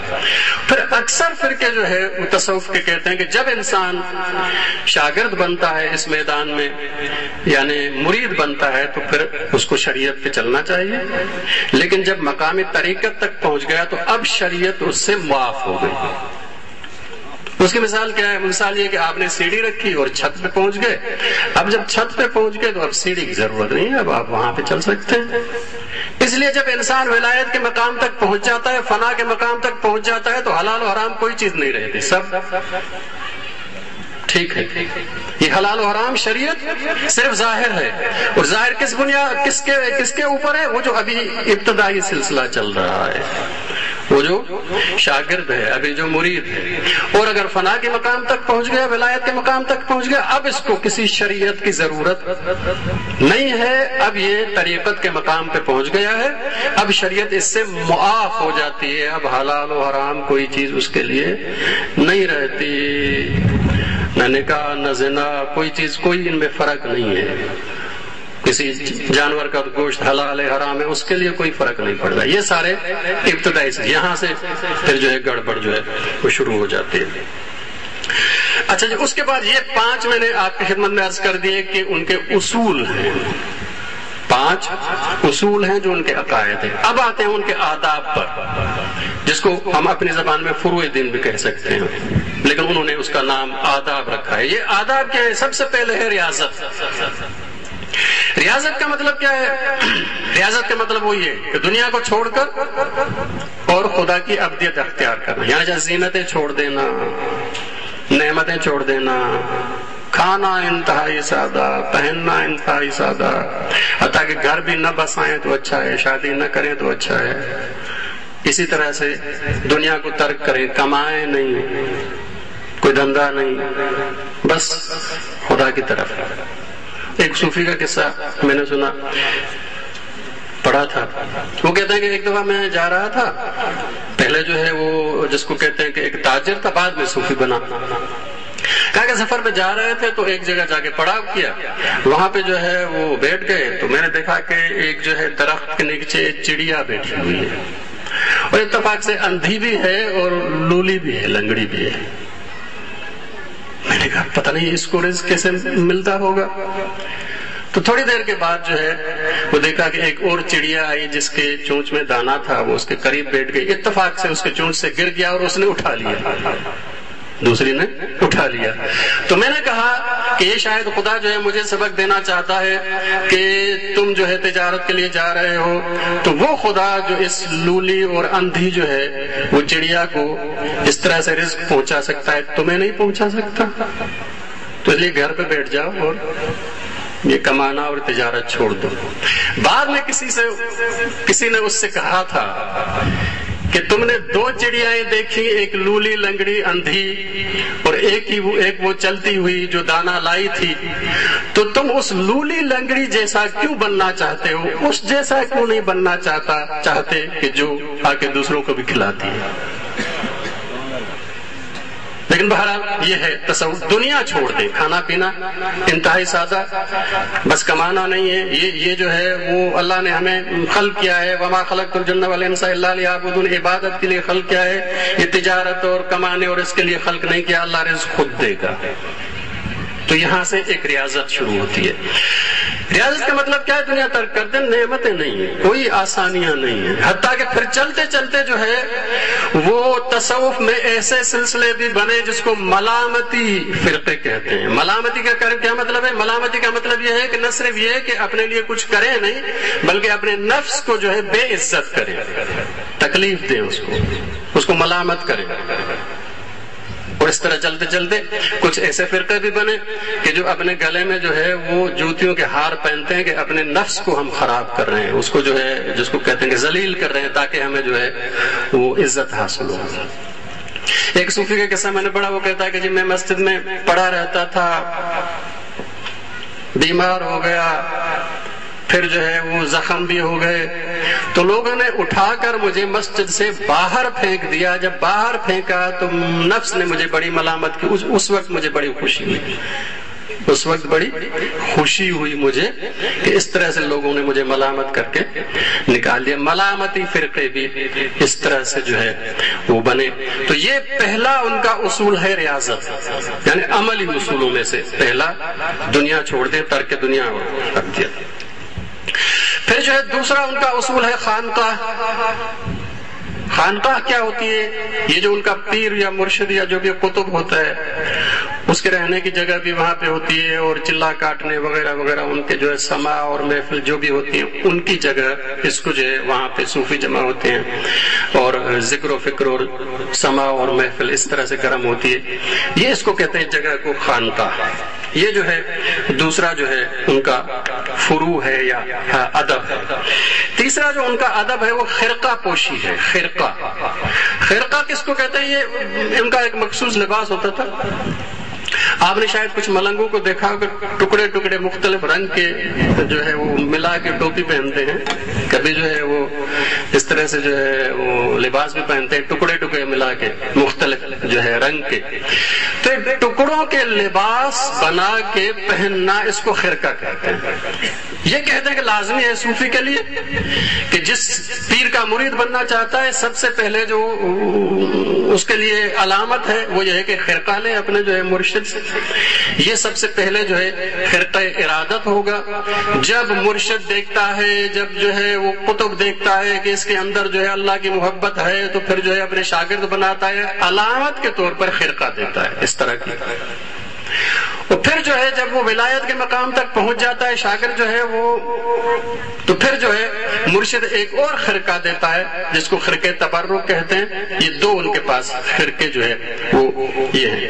کہتے ہیں کہ اس کے بغیر جو ہے انسان اس راہ کا مسافر نہیں بن سکتا۔ یہ خرقہ پوشی جو ہے ان کا جو ہے تیسرا جو ہے وہ فروع ہے۔ چوتھا جو ہے پیر و مرشد۔ جیسے میں نے کہا کہ اگر عام طور پہ آج کل ہم اپنا تعارف کراتے ہیں تو حسب نسب سے کراتے ہیں، ماں باپ یہ اس طرح سے، لیکن صوفی کا جو تعارف ہے یا تو پیر سے ہے، مرشد سے ہے کہ کس کا مرید ہے، یا پھر خرقے سے ہے کہ جی کون سا خرقہ پہنا ہوا، ارادت والا ہے یا تبرک والا ہے۔ تو اس کی پہچان اس طرح سے ہے۔ کہتے ہیں تصوف میں کہ جی یہ جو پیر بن گیا جس کا، اور یہ جو مرید بن گیا، تو مرید کے اوپر جو ہے اب پیر کی مکمل طور پر اطاعت لازمی ہے، اس کے خلاف جانا، اس کے حکم کے خلاف کرنا، اب جو بھی وہ کہے لازمی ہے اس کی اطاعت کرے۔ حتیٰ کچھ چلتے چلتے کہتے ہیں کہ جی اگر اللہ کی نافرمانی ہو جائے تو اللہ معاف کرنے والا ہے، لیکن مرشد کی نافرمانی نہیں ہونی چاہیے۔ یہ اس طرح سے جو ہے اتنی حد تک جو ہے اس کے پیر اور مریدی جو۔ پھر پانچواں جو ہے ان کا جو فروع ہے یا جس کو کہتے ہیں کہ ادب ہے، وہ ان کا سماع ہے۔ مل کر اچھے سر سے گانا، کوئی شعر پڑھنا، اسی طرح سے پھر اس میں جو ہے ساز شامل کر دینا، یا صرف ساز یا صرف آواز مل کے گانا، اور پھر جو ہے رقص کرنا اور اس کے ساتھ جو ہے وجد میں آنا، یہ ان کا جو ہے وہ ایک آداب میں سے ایک ادب ہے۔ اور کہتے ہیں کہ اس طرح سے انسان کی روح جو ہے وہ اس موسیقی کے ذریعے سے غذا حاصل کرتی ہے۔ یہ جو آپ نے سنا ہوگا موسیقی روح کی غذا ہے، یہ یہاں سے ہے، یہاں سے موسیقی روح کی غذا ہے، یہاں سے کہتے ہیں کہ جی اس روح کو جو ہے بلند کرتی ہے، اور پھر جو ہے صوفی کے ہاتھ میں ہوتا ہے کہ اس روح کو جو ہے پرواز دے کے خدا تک پہنچائے۔ یہ جو ہے ان کا پانچواں جو ہے وہ ادب ہے۔ چھٹا جو ہے شتہیات اور تامات۔ کہتے ہیں کہ جب ہم وجد میں آتے ہیں تو پھر ہمیں پتہ نہیں پڑتا کہ ہم کیا کہہ رہے ہیں، پھر جو ہم سے کہلوایا جاتا ہے ہم وہ کہتے ہیں، پھر کہتے کہتے انا الحق، میں حق ہوں، اور سبحانی سبحانی ما اعظم شانی، میں پاک ہوں، میں پاک ہوں، کتنی میری عظیم شان ہے۔ اور ایک صوفی کا میں نے پڑھا کہ وہ جو ہے اس وجد میں آ کر اور کہنے لگے کہ میں نے اپنے دامن سے سارا جہنم بجھا دیا ہے۔ اس طرح سے بڑی بڑی دعوائیں اور اس طرح سے بڑی بڑی جو ہے، ایک صوفی کہہ رہا تھا کہ میں نے خدا سے ملاقات کی، اس کو گلے لگایا، اس سے مصافحہ کیا، اس طرح کی دعوائیں۔ پھر جو ہے کہتے ہیں جی ہمیں پتہ نہیں پڑتا، یہ کہلوایا جاتا ہے ہم سے۔ یہ شتہیات اور تامات جو ہے آپ کی خدمت میں۔ اب آتے ہیں دیکھتے ہیں کہ یہ جو ہے تصوف جو ہے یہ باہر سے آیا ہے یا اندر سے ہے۔ تو میں آپ کی خدمت میں جو ہے تھوڑی سی چیزیں جو ہے عرض کروں گا، زیادہ جو ہے تفصیل جو ہے آپ بعد میں جو ہے وہ دیکھ لیجیے گا۔ سب سے پہلے ایک بنیاد آپ کی خدمت میں ڈالنا چاہتا ہوں تاکہ جو ہے ہمیں معلوم ہو۔ کہتے ہیں کہ یہ جو توحید کا سلسلہ ہے، تصوف والے کہتے ہیں کہ جی عوامی توحید سے ہمارا بلند سلسلہ ہے۔ عوامی توحید کیا ہے؟ عام طور پہ جو ہے وہ لوگ یہ سمجھتے ہیں کہ یہ زمین ہے، اس سے اوپر جائیں پھر تھوڑے آسمان شروع ہو جاتے ہیں، 1 2 3 4 5 پھر 7 آسمان، پھر اس کے اوپر کہیں پہ عرش ہے اور وہاں پہ اللہ بیٹھا ہوا ہے۔ اللہ عرش پہ جو ہے بیٹھا ہوا ہے۔ اینما تولوا فثم وجہ اللہ، جہاں پہ بھی منہ کرو گے اس طرف خدا کا جلوہ ہے۔ اس طرح نہیں ہے کہ اوپر کہیں اللہ بیٹھا ہوا ہے باقی کائنات خالی ہے، اس طرح سے نہیں. اینما تولوا فثم وجہ اللہ، جدھر بھی منہ کرو گے خدا کا ہی جلوہ ہے. پھر کہا گیا وَنَحْنُ أَقْرَبُ إِلَيْهِ مِنْ حَبْلِ الْوَرِيدِ، ہم کوئی دور نہیں ہیں بلکہ جو ہے تمہاری شہرک سے بھی قریب ہیں. هُوَ الْأَوَّلُ وَالْآخِرُ وَالظَّاهِرُ وَالْبَاطِنُ، یہ بھی اسی توحید کا جو ہے وہ ایک سلسلہ ہے اور حصہ ہے. پھر کہتے ہیں کہ عام لوگ جو عبادت کرتے ہیں کیوں کرتے ہیں؟ عام لوگ جو ہے عبادت اس لیے کرتے ہیں تاکہ جنت حاصل ہو یا جہنم کے سے بچ جائے انسان. کہتے ہیں کہ جی نہیں، جنت کے حصول کے لیے عبادت نہیں، جہنم کے خوف سے عبادت نہیں، بلکہ کیوں؟ کہتے ہیں خدا سے ملاقات اور خدا تک پہنچنا. اور یہ قرآن مجید اس کو کہہ رہا ہے من کان یرجو لقاء فإن اجل اللہ لآت. سورہ عنکبوت میں کہا جا رہا ہے کہ جو خدا سے ملاقات کا متمنی ہے اس کو جان لینا چاہیے کہ اس کی ملاقات خدا سے ہوگی. تو مقصد عبادت کا نہ جنت ہے نہ جہنم، بلکہ مقصد جو ہے خدا ہے. اسی طرح سے مطلب جو ہے وہ خدا کی رضا ہے. قرآن مجید کہتا ہے وَرِضْوَانٌ مِّنَ اللَّهِ أَكْبَرُ، سورہ توبہ میں جنت کی نعمتیں گناتے ہوئے پھر آگے جو ہے خدا کہتا ہے کہ وَرِضْوَانٌ مِّنَ اللَّهِ أَكْبَرُ، ان سب سے زیادہ جو چیز ہے وہ خدا کی رضا ہے. اور ذَلِكَ هُوَ الْفَوْزُ الْكَبِيرُ، عظیم، یہ جو ہے سب سے بڑی کامیابی ہے. تو مقصد نہ جنت ہے نہ جہنم ہے، بلکہ مقصد عبادت کا صرف اور صرف خدا ہے اور خدا سے ملاقات اور خدا سے رضا ہے. پھر کہتے ہیں کہ جی آپ یہ سمجھتے ہیں کہ یہ جو ملائکہ کا نزول ہے، یہ جو جبریل کا نزول ہے، یہ جو خدا کی طرف سے علم حاصل ہوتا ہے جس کو علم لدنی کہتے ہیں، خدا کی طرف سے علم غیب، جو بھی نام دے اس کو، جو کہ ملائکہ کے ذریعے آتا ہے یا جبریل کے ذریعے سے آتا ہے، آپ سمجھتے ہیں کہ یہ صرف نبی پر ہوتا ہے. کہتے نہیں، یہ راستہ کھلا ہوا ہے اور کوئی بھی انسان اگر چاہے اور کوشش کرے تو اس علم تک پہنچ سکتا ہے. قرآن مجید اس کی تائید کرتا ہے. قرآن مجید بہت سی مثالیں دیتا ہے جس میں جو ہے وہ غیر نبی پر اللہ تبارک و تعالیٰ کے ملک اور حتیٰ کہ جبریل جو ہے نازل ہے. سورہ مریم میں اللہ تبارک و تعالیٰ جو ہے وہ کہتا ہے کہ مریم کے سامنے حضرت جبریل آئے فتمثل، اور ایک انسان بن کے جو ہے کھڑے ہو گئے اور کہا کہ میں آیا ہوں تاکہ تمہیں جو ہے ایک پاکیزہ بیٹا عطا کروں. تو کہتے ہیں کہ یہ مت سمجھیں کہ جی یہ جو علم لدنی کا سلسلہ ہے اور خدا کی طرف سے سلسلہ ہے یہ صرف جو ہے انبیاء تک محدود ہے اور ہمارے لیے راستہ بند ہو گیا. نہیں، یہ کھلا ہوا ہے. الذین جاہدوا فینا لنہدینہم سبلنا، قرآن مجید کہتا ہے جو کوشش کرتے ہیں ہمارے راہوں میں اس طرح کی جو ہے تو ہم اس کے لیے اپنی راہیں کھول دیتے ہیں. اب اسی طرح سے یہاں پہ ایک جملہ میں آپ کی خدمت میں عرض کرتا ہوں. ایک دفعہ صلوات پڑھیں محمد وآل محمد پر.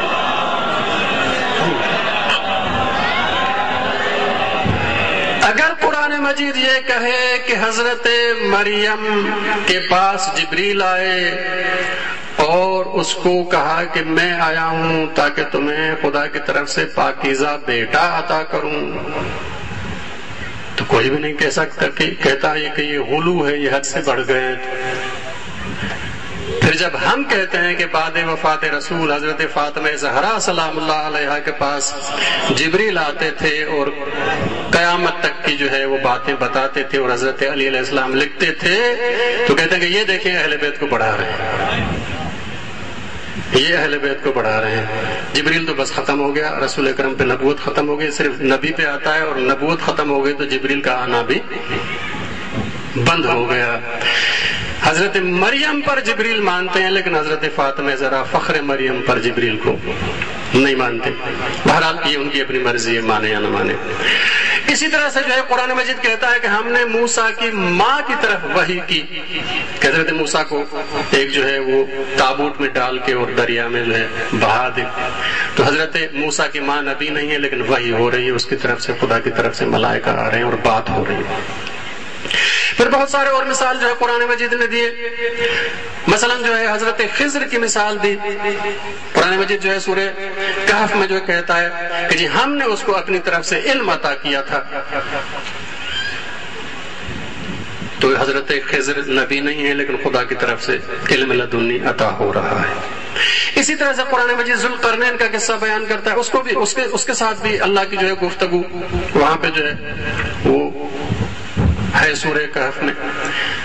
اسی طرح سے اور بہت سارے اور مجموعی طور پر قرآن مجید کہتا ہے الذین قالوا ربنا اللہ ثم استقاموا، جو کہتے ہیں کہ ہمارا رب اللہ ہے پھر اس عقیدے پر مستحکم کھڑے ہو جاتے ہیں تتنزل علیہم الملائکہ، ان پر ملائکہ نازل ہوتے ہیں. تو یہ کہتے ہیں کہ جی یہ جو آپ نے سمجھ لیا ہے کہ ملائکہ کا نزول صرف نبی پہ ہوتا ہے، علم لدنی صرف نبی کو ہوتا ہے، اور جبریل جو ہے صرف نبی کے پاس، خدا کا رابطہ صرف نبی کے ساتھ ہے. نہیں، شریعت نبی کے پاس آتی ہے، باقی چیزیں معرفت کسی کے پاس بھی آ سکتی ہیں خدا کی طرف سے. تو یہ کہتے ہیں کہ ہم اپنے آپ کو پاکیزہ بنا رہے ہیں تاکہ اس علم لدنی کے مقام تک پہنچے. اچھا، یہ پاکیزہ کیسے بنانا ہے؟ پھر ان کا جو ہے کہتے ہیں کہ یہ پاکیزہ بنانا جو ہے تزکیہ نفس کے ذریعے سے اپنے نفس کو پاکیزہ کریں. قرآن مجید اس کو جو ہے بیان کرتا ہے وَنَفْسٍ وَمَا سَوَّاهَا فَأَلْهَمَهَا فُجُورَهَا وَتَقْوَاهَا، قسم ہے اس کی جس نے نفس کو بنایا اور اس کو سیدھا کیا اور پھر اس کو جو ہے الہام کیا اس نفس کو جو ہے برائی کا بھی اور نیکی کا بھی. قد افلح من زکاہا، کامیاب وہ ہوگا جو اس کا تزکیہ کرے گا، اس کو پاک کرے گا. کہتا ہے کہ جی نفس اور روح کی مثال ایک آئینے کی مثال ہے، اس پہ مٹی اور دھول جو ہے جمی ہوئی ہے، خود پرستی کی، دنیا پرستی کی، دنیا سے محبت ہوگی. اس کو مٹا دیں تو اس پر سورج جس طرح جو ہے روشنی ڈالتا ہے اس طرح خدا کے صفات کا جلوہ ہوگا اور انسان جو ہے اپنے اندر خدا کی صفات محسوس کرے گا. یعنی راستہ کیا ہوا اس مقام تک پہنچنے کے لیے؟ تزکیہ نفس. پھر جو ہے کہتے ہیں کہ جی یہ جو مثال جو ہے ہم نے دی محبت کی کہ عشق ہے جو انسان کو وہاں تک پہنچاتا ہے. قرآن مجید اس کو جو ہے عشق کو اور محبت کو بیان کرتا ہے اور جو ہے سورہ بقرہ 163 آیت میں کہتا ہے والذین آمنوا اشد حبا للہ. ابھی آیت تلاوت بھی کی گئی کہ جی وہ لوگ جو مومنین ہیں وہ سب سے زیادہ اگر محبت کرتے ہیں تو اپنے خدا سے کرتے ہیں. تو مومنین کی صفات میں سے ہے محبت، اس لیے عشق جو ہے یہ خدا کی. پھر جو ہے کہتے ہیں کہ جی اگر تم جو ہے وہ اس ولایت کے مقام تک پہنچ جاؤ تو پھر پوری کائنات تم سے باتیں کرے گی. کائنات کی ہر چیز میں ایک طرح سے شعور ہے اور تم اس وقت جو ہے وہ نہیں محسوس کر رہے ہو، لیکن جب ولایت کے مقام تک پہنچو گے تو مائک بھی تمہارے ساتھ بات کرے گی، یہ جو ہے ڈائس بھی تمہارے ساتھ بات کرے گی، یہ مثلا جو ہے درخت بھی تمہارے ساتھ بات کرے گا، یا دروازہ اور یہ دیوار سب تمہارے ساتھ جو ہے بات کرے گی. تو قرآن مجید بھی اس کو کہتا ہے وَإِن مِّن شَيْءٍ إِلَّا يُسَبِّحُ بِحَمْدِهِ، کوئی چیز کائنات میں ایسی نہیں ہے جو حمد کے ساتھ اپنے پروردگار کی تسبیح نہ کرتی ہو. ہر چیز تسبیح کرتی ہے حمد کے ساتھ. وَلَا تَفْقَهُونَ تَسْبِيحَهُمْ، لیکن تم ان کی تسبیح نہیں سمجھ رہے ہو. یہ نہیں کہا کہ سمجھ نہیں سکتے، یہ نہیں کہا سمجھ نہیں سکتے، نہیں. وَلَا تَفْقَهُونَ تَسْبِيحَهُمْ، اور تم اس وقت سمجھ نہیں رہے ہو. اس کا مطلب یہ ہے کہ اپنے آپ کو پاکیزہ کرو گے تو سمجھ جاؤ گے اور تمہیں معلوم ہوگا کہ یہ چیزیں بھی تسبیح کر رہی ہیں، ان کی تسبیح تم محسوس کرو گے. یہ ایک مقام ہے. اور اسی طرح سے پھر آگے چل کر جو ہے وہ کہتے ہیں کہ قرآن مجید جو ہے وہ انسان میں کہتا ہے کہ انسان کا رابطہ خدا سے اور ہر انسان کے لیے کہتا ہے، اور خاص طور پر حضرت آدم کے لیے کہا وَنَفَخْتُ فِيهِ مِن رُوحِي، ہم نے اپنی طرف سے اس میں روح ڈالی، اپنی ملکیت والی، جس کی نسبت روح کی خدا کی طرف ہے، رب کی طرف نسبت ہے، وہ روح ہم نے ڈالی. اس کا مطلب یہ کہ انسان سے خدا کا رابطہ ہے. اب ذرا آ جائیے، اب فیصلہ کرتے ہیں کہ عرفان کیا ہے اور تصوف کیا ہے. یہاں پہ عرفان کی جو ہے ڈیفینیشن ایک مختصر وضاحت آپ کی خدمت میں کرتا ہوں، اس کی پھر جو ہے تھوڑی سی وضاحت کرتا ہوں کہ عرفان کیا ہے.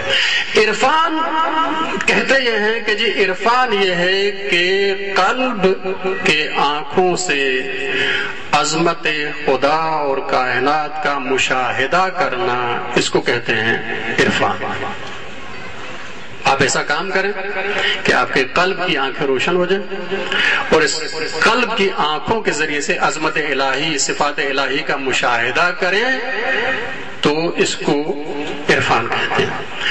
اچھا، یہ کیا مطلب ہے؟ مطلب یہ ہے کہ جیسے ہمیں پتا ہے جنت ہے جہنم ہے، پتا ہے ہمیں جنت ہے جہنم ہے، پتا ہے ہمیں کہ مثلا نیک کام کریں تو خدا راضی ہوتا ہے، برا کام کریں تو خدا ناراض ہوتا ہے، خدا کی رضا بھی ہے، خدا کا غضب بھی ہے، اس طرح سے دوسری صفات خدا کی رحمان و رحیم، کریم، ستار، غفار وغیرہ وغیرہ جتنی صفات ہیں یہ سب ہمیں معلوم ہے۔ لیکن عرفان کیا کرتا ہے؟ عرفان یہ کرتا ہے کہ انسان اپنا تزکیہ نفس کرتا ہے اور تزکیہ نفس کے ذریعے سے اس مقام تک پہنچتا ہے کہ جو چیزیں ہمیں معلوم ہیں وہ چیزیں ہمیں قلب کے ذریعے سے محسوس ہونے لگتی ہیں، مشاہدہ ہوتا ہے قلب کے ذریعے سے۔ اس مشاہدے کا نام جو ہے عرفان ہے۔ اب دیکھیں میں آپ کی خدمت میں مثال دیتا ہوں، کیونکہ بہت ساری چیزیں ہوتی ہیں الفاظ میں سمجھانے کی نہیں ہوتی، کیونکہ انسان نے وہ ذائقہ نہ چکھا ہو تو سمجھ میں نہیں آتا۔ وہ ایک قصہ ہے نا، وہ کہتے ہیں کہ ایک جو ہے مادرزاد اندھا تھا، اس کو کسی نے کہا کہ آؤ میرے پاس دعوت ہے، تمہاری کھیر کھلاؤں گا۔ تو اس نے کہا یہ کھیر کیا ہوتی ہے؟ تو کہا کہ سفید سفید ہوتی ہے۔ اس نے کہا یہ سفید کیا ہوتا ہے؟ اس بیچارے کو جو رنگی نہ دیکھے اس کو کیا پتا سفید کیا ہے؟ کہا کہ سفید سفید ہوتی ہے۔ کہا کہ سفید سفید کیا ہے؟ کہا کہ جی یہ بگلے جیسی ہوتی ہے۔ اب اس نے بگلا کہاں سے دیکھا؟ تو کہا کہ یہ بگلا کیا ہوتا ہے؟ تو اس آدمی نے اپنے ہاتھ سے اس بگلے کی چونچ بنائی، تو اس اندھے نے یوں ہاتھ لگایا، کہا کہ میں نہیں کھاؤں گا، یہ ٹیڑھی ہے۔ جو چیز انسان نے جس چیز کا ذائقہ نہ چکھا ہو، دیکھا نہ ہو، اس کو الفاظ کے ذریعے سے بیان نہیں کر سکتے۔ ہاں ایک تھوڑا سا ذہن کو قریب کرنے کے لیے آپ کی جو ہے، ہم جب بچے تھے، آپ بھی ذرا یاد کریں اپنے بچپن کو، تو دادی اماں اور نانی اماں قصے اور کہانیاں جنوں اور بھوتوں کی سناتی تھی، تو کس طرح سے خوف محسوس ہوتا تھا، یہ خوف بالکل جو ہے محسوس ہوتا تھا۔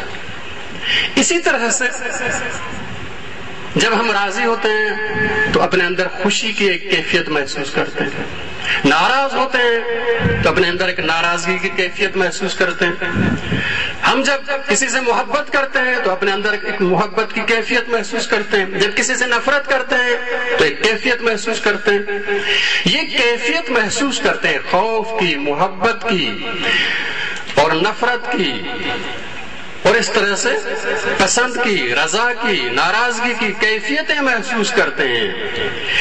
تو کہا یہ جاتا ہے کہ اگر تم عرفان کے راستے پہ چلو گے تو پھر تمہارا قلب آئینہ بن جائے گا، پھر جب تم نیکی کرو گے تو یہ خبر صرف نہیں ہوگی کہ خدا راضی ہے، بلکہ محسوس کرو گے کہ خدا راضی ہے میرے اوپر، احساس ہوگا تمہیں خدا کی رضا کا، جس طرح خوف کا احساس ہوتا ہے، جس طرح اپنی خوشی کا احساس ہوتا ہے، جس طرح اپنی جو ہے ناراضگی اور محبت اور نفرت کا احساس ہوتا ہے، اسی طرح سے خدا کی صفت رضا کو محسوس کرو گے۔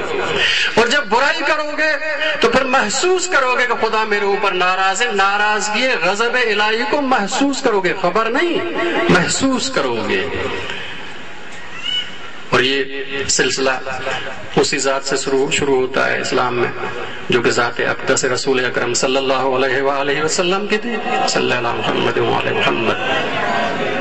اصول کافی میں روایت ہے، ایک جوان تھا جس کا نام حارثہ ہے، رسول اکرم صبح کی نماز پڑھ کے باہر نکلے تو صحن مسجد میں ایک نوجوان بیٹھا ہوا تھا، اور شب بیداری کی وجہ سے اس کی آنکھیں جو ہے وہ اس طرح سے علامت ہوئی، چہرے پہ علامت شب بیداری کی، اور نیند سے اتنا وہ جو ہے وہ عبادت کی تھی کہ اس کی جو ہے وہ حالت غیر ہو رہی تھی۔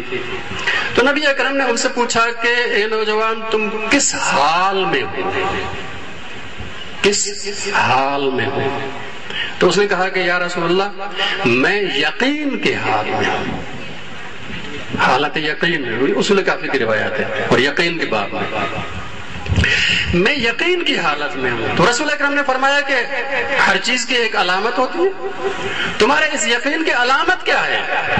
تو اب وہ کہتا ہے یا رسول اللہ میں محسوس کر رہا ہوں جیسے کہ عالم محشر برپا ہو چکا ہے، عرش الہی قائم ہو چکا ہے، حساب و کتاب لیا جا رہا ہے اور میں عرش کے سامنے اپنا حساب دینے کے لیے کھڑا ہوں، محسوس کر رہا ہوں، میں سنا نہیں، سنا تو ہم نے سب نے، میں محسوس کر رہا ہوں جیسے کہ میں کھڑا ہوں، اور کہا کہ میں جنت اور جہنم کو جیسے کہ دیکھ رہا ہوں ان آنکھوں کے ذریعے سے، اور جیسے کہ میں جہنم کے شعلوں کی آواز اپنے کانوں سے سن رہا ہوں، اور اسی طرح سے جنت کی نعمتیں اپنے آنکھوں سے دیکھ رہا ہوں اور اس کی لذتیں اپنے وجود سے محسوس کر رہا ہوں، سنا نہیں، صرف خبر نہیں، محسوس کر رہا ہوں۔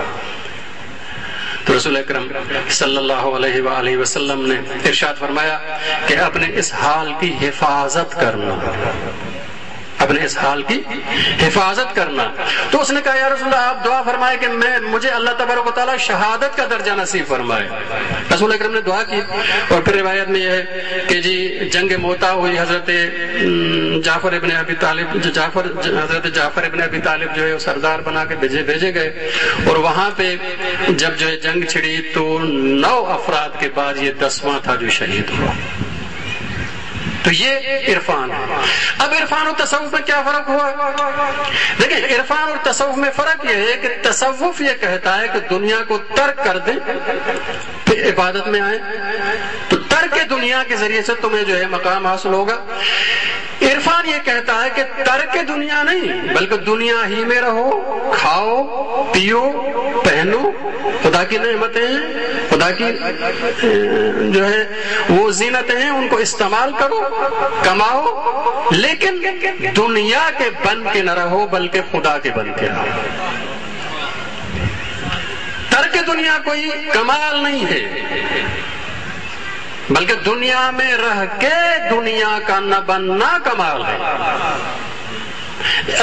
مولانا روم ایک قصہ بیان کرتے ہیں کہ ایک جو ہے وہ جا رہے تھے، کوئی آدمی دیکھا کہ کئی پہاڑوں میں دور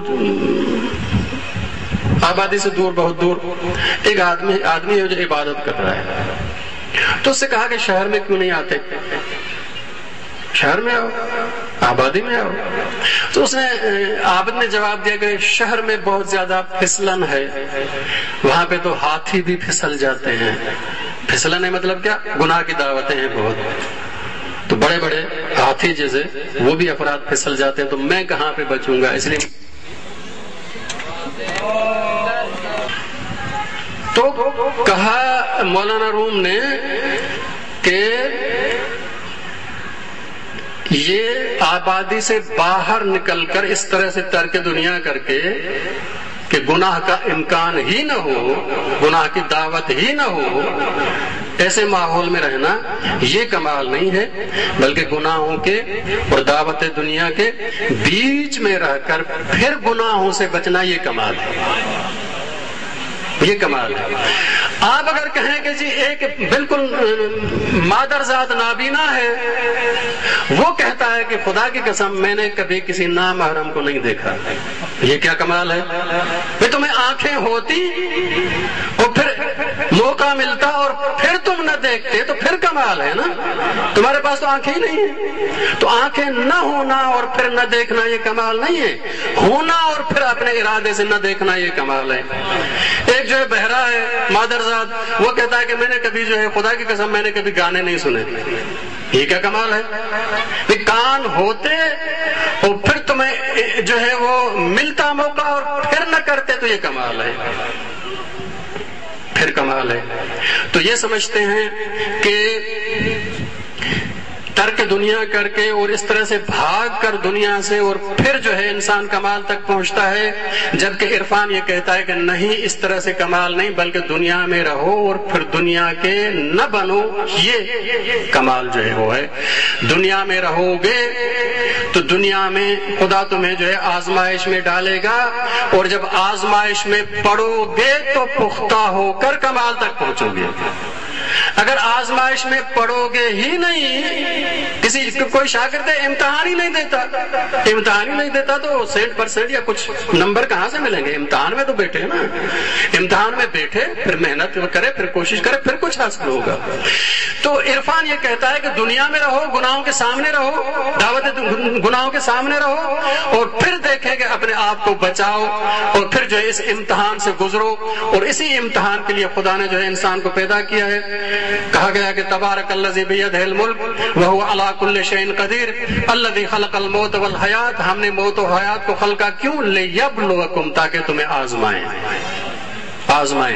جب تک انسان آزمائش میں نہ پڑے کمال تک نہیں پہنچتا۔ ایک جو ہے کمہار ہے، وہ برتن بناتا ہے، مٹی کے برتن بنائے،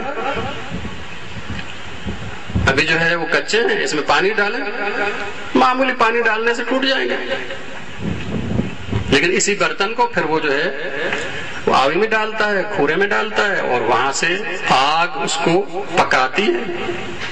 اب جو ہے آہستہ آہستہ یہ برتن جو ہے وہ آگ سے تپش محسوس کرتا ہے، اس کو برداشت کرتا ہے، یہ سختی برداشت کرتا ہے۔ جب سختی برداشت کرتا ہے تو آہستہ آہستہ پختہ ہو جاتا ہے۔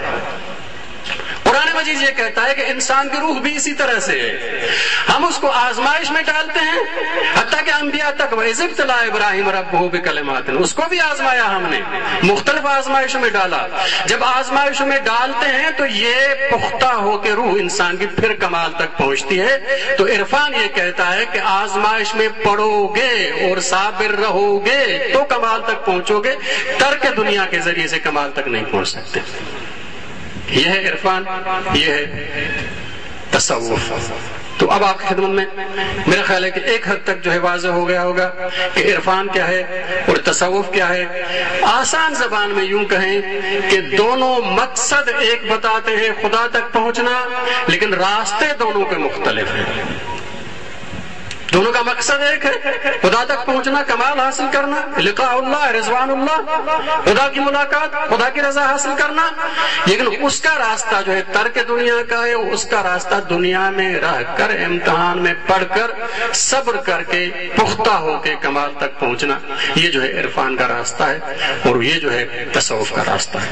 اب ذرا آگے چلتے ہیں، اور بات جو ہے میں خاتمے کی طرف جو ہے بلاتا ہوں، تاکہ ہم جو ہے وہ لمبی بات بھی جو ہے ہماری نہ ہو۔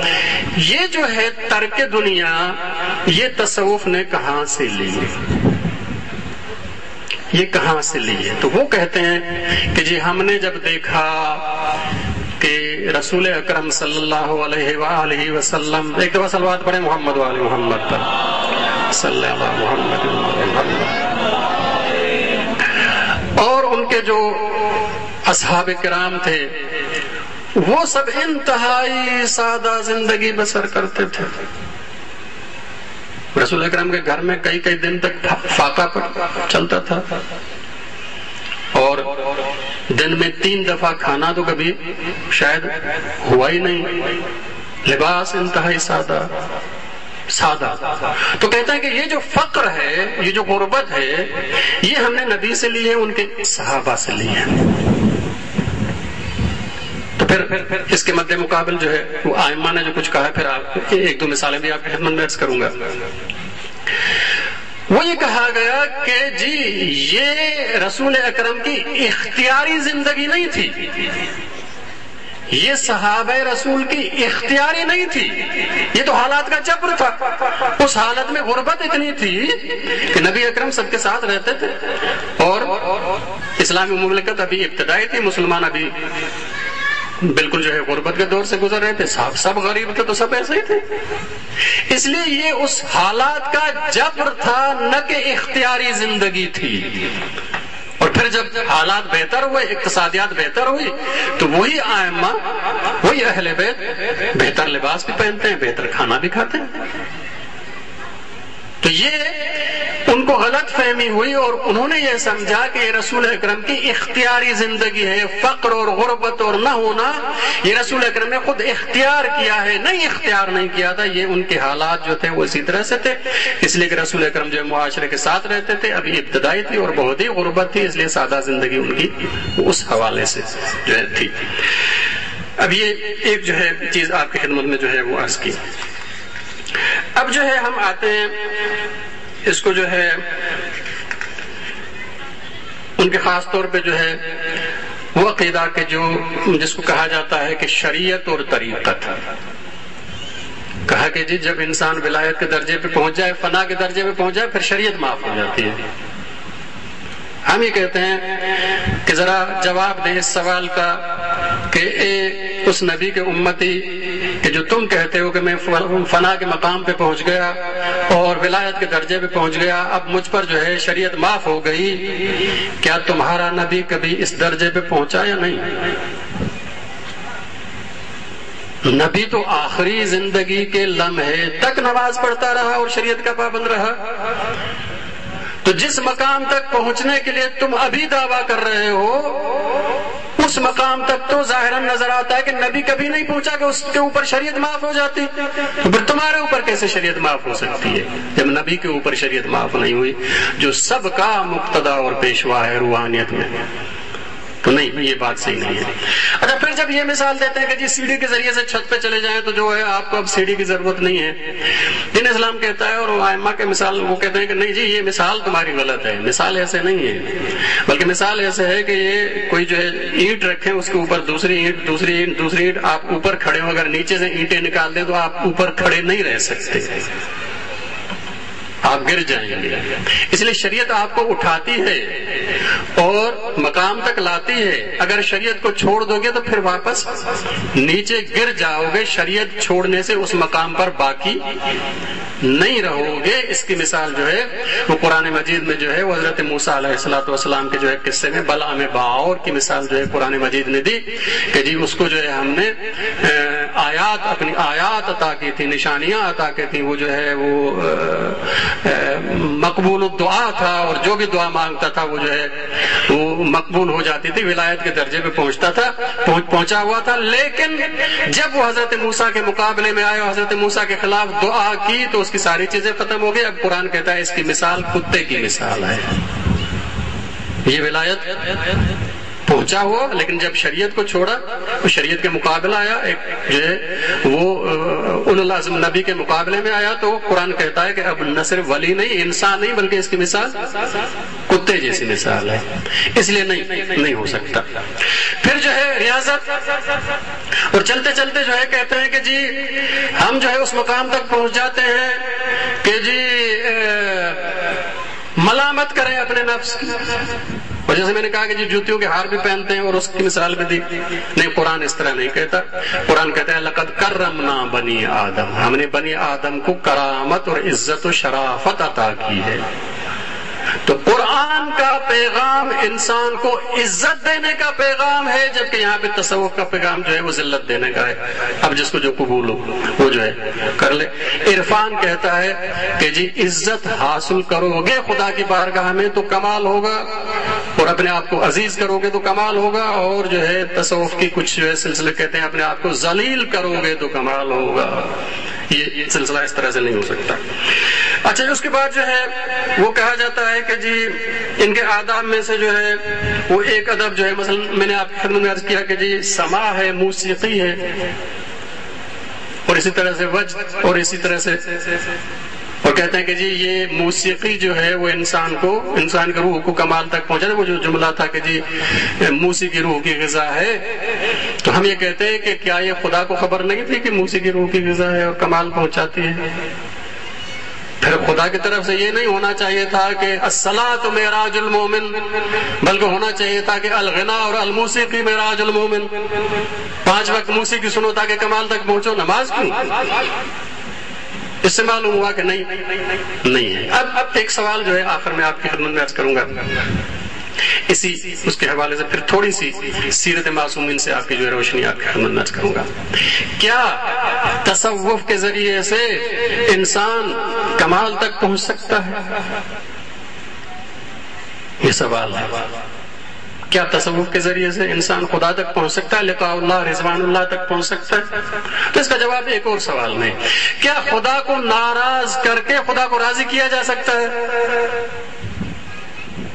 تو جب خدا نے موسیقی اور ساری چیزیں جو ہے مسجد کے مقابلے میں تم نے خانقاہ بنا لی، اور جو نماز کے مقابلے میں تم نے موسیقی بنا لی، ساری چیزیں اپنی بنا لی، خدا کو ناراض کر کے اس کا رضا کیسے حاصل کر سکتے ہو؟ نہیں ہو سکتا۔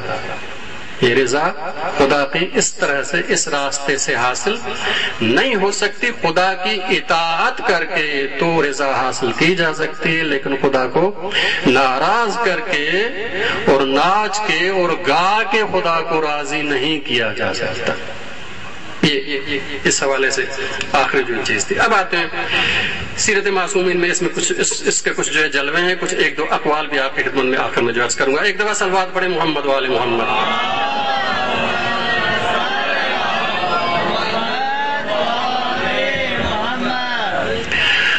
سب سے پہلے جو ہے ائمہ نے یہ جو کمانے کا سلسلہ چھوڑا ہے، انہوں نے اس کی مذمت کی ہے۔ نہیں کمائیں، محنت کریں اور پھر جو خود بھی کھائیں اور مخلوق خدا کو بھی کھلائیں۔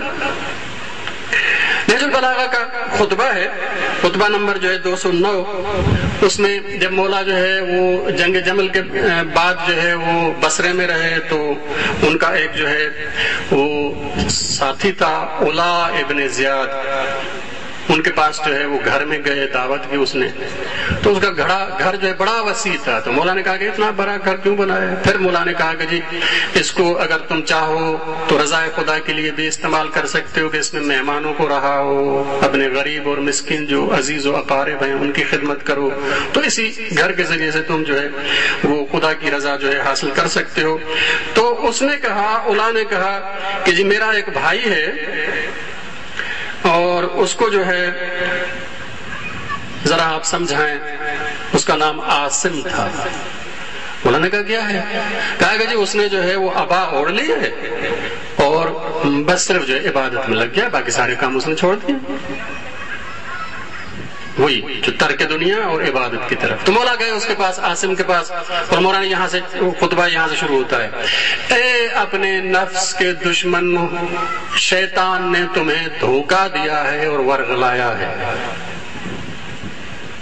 اور پھر مولا نے کہا کہ کیا تم یہ سمجھتے ہو کہ خدا نے جو زینتیں اور نعمتیں پیدا کی ہیں وہ جائز اور حلال تو کی ہیں، لیکن اگر تم استعمال کرو گے تو خدا ناراض ہو جائے گا؟ حلال کیوں کی تھی اس نے؟ حلال کیوں کی تھی؟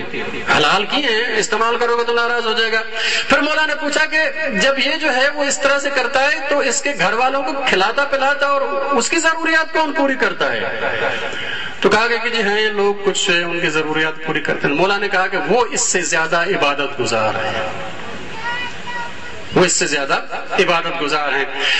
اس نے جواب دیا ہے کہ مولا آپ بھی تو ہیں، دیکھیں آپ کا لباس کیسا سخت لباس ہے، اور آپ جو دیکھیں جو کی روٹی کھاتے ہیں، تو آپ مجھے کیا نصیحت کرتے ہیں؟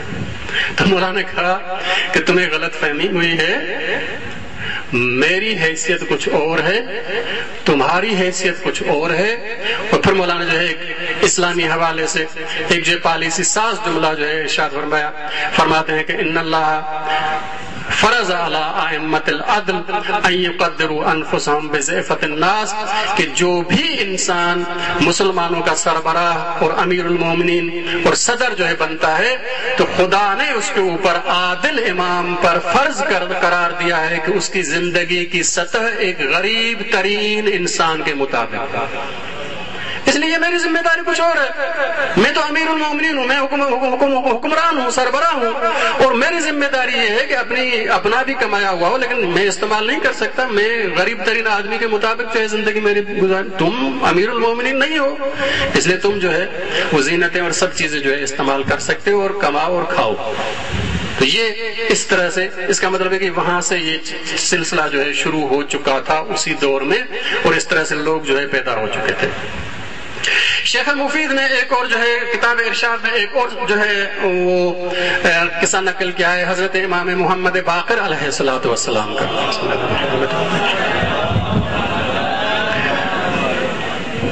مولا دوپہر کو گرمیوں میں مدینے سے باہر اپنی زرعی زمین تھی وہاں سے کام کر کے واپس لوٹ رہے تھے. دو ان کے خادم تھے, ان پہ ذرا تکیہ دے کے آ رہے تھے. تو ایک اس دور کا صوفی محمد ابن منقدر وہ ملا اور اس نے دیکھا کہ جی یہ دیکھیں اہل بیت کا ایک جو ہے شخص روحانی شخصیت اور اس طرح سے گرمی کے موسم میں جو ہے وہ دنیا کے دھندوں میں پڑا ہوا ہے. تو وہ خود کہتا ہے کہ میں نے چاہا کہ اس کو نصیحت کروں, اور پھر گیا اور کہا کہ اے محمد بن علی, آپ کے نانا تو اس طرح نہیں کرتے تھے, آپ کے بابا تو اس طرح نہیں کرتے تھے, اور آپ جو ہے وہ دنیا کے دندوں میں پڑے ہوئے ہیں, زراعت کر رہے ہیں, اس وقت جو ہے گرمی میں جو ہے وہ اس طرح پسینے میں شراب اور اس طرح سے جو ہے کیوں کر رہے ہیں یہ. اب مولا کا جملہ ہے, مولا نے کہا کہ میں سارا یہ جو کام ہے وہ اس لیے کر رہا ہوں کہ تیرے جیسے کے آگے ہاتھ پھیلانا نہ پڑے, تیرے جیسے آدمی کے سامنے ہاتھ پھیلانے کی ضرورت نہ پڑے کہ مانگتا کروں. پھر اس نے کہا کہ اگر اس حالت میں آپ کو موت آ جائے تو پھر کیا موت ہوگی؟ آپ نے فرمایا کہ بہترین موت ہوگی, اس لیے کہ میں اپنے اور اہل و عیال کے رزق کی تلاش میں ہوں. اور کہا کہ موت تو وہ بری ہے کہ انسان نافرمانی خدا کی راہ پہ چلے, یہ تو فرما برداری خدا ہے. خدا خود کہتا ہے کہ میرا فضل تلاش کرو, رزق تلاش کرو, اس کے حکم کی فرما برداری میں ہے یہ. اب وہ محمد بن منقدر کہتا ہے, خود اس کی روایت ہے کہ میں گیا تھا نصیحت کرنے اور نصیحت لے کے لوٹا. یہ اسی دور کی ایک جو ہے وہ. پھر جو ہے دو اور مثالیں آپ کے خدمت میں جو ہے عرض کروں گا. امام جعفر صادق علیہ الصلوۃ والسلام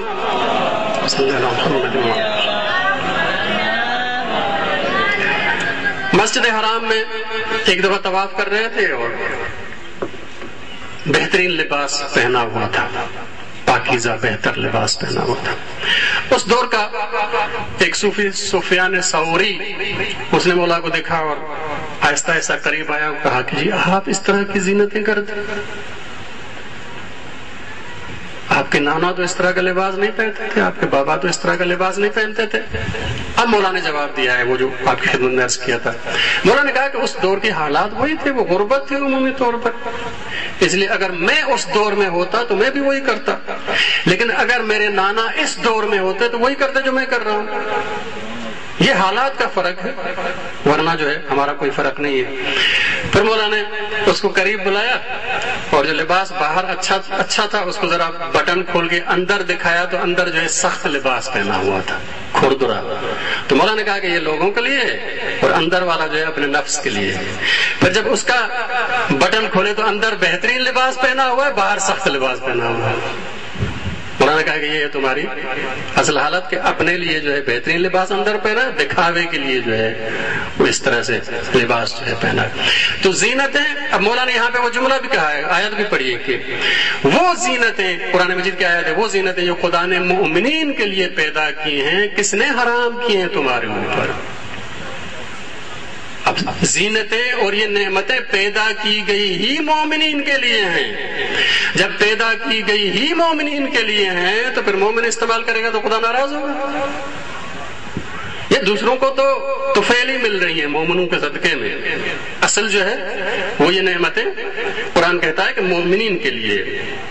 امام علی نقی علیہ الصلوۃ والسلام کے دور کا قصہ ہے, صلی اللہ علیہ وسلم. یہ جو سفیان ثوری امام صادق علیہ السلام کا میں نے قصہ سنا ہے, یہ جو ہے فروع کافی کا ہے. یہ ابھی جو سنا رہا ہوں یہ سفینۃ البحار کا جو ہے محدث قمی کی کتاب ہے, اس کا قصہ ہے امام علی نقی علیہ الصلوۃ والسلام. راوی کہتا ہے کہ ہم جو ہے امام علیہ السلام کے ساتھ بیٹھے ہوئے تھے مسجد نبوی میں, تو ایک صوفیوں کا گروہ آیا اور ایک حلقہ بنا کے اور ذکر وہ جیسے کہتے ہیں ہو اس طرح جو ہے وہ شروع کرنا جو ہے انہوں نے کر دیا. تو مولانا جو ہے وہ فرمایا کہ ان دھوکے بازوں کی طرف دھیان مت دینا, ان دھوکے بازوں کی طرف دھیان جو ہے مت دینا, یہ شیطان کے ساتھی ہیں اور دین کے بنیاد یہ گرانے والے ہیں. اور بھی اقوال ہیں ائمہ کے, ان میں سے ایک جو ہے قول آپ کی خدمت میں عرض کر کے جو ہے ختم کرتا ہوں. دیکھیں تصوف میں اچھی چیزیں بھی تھی, بری چیزیں بھی تھیں. ایک وہ چیزیں جو اسلام قبول کرتا ہے، ائمہ قبول کرتے ہیں، ایک وہ چیزیں جو ائمہ اور اہل بیت اور قرآن اور اسلام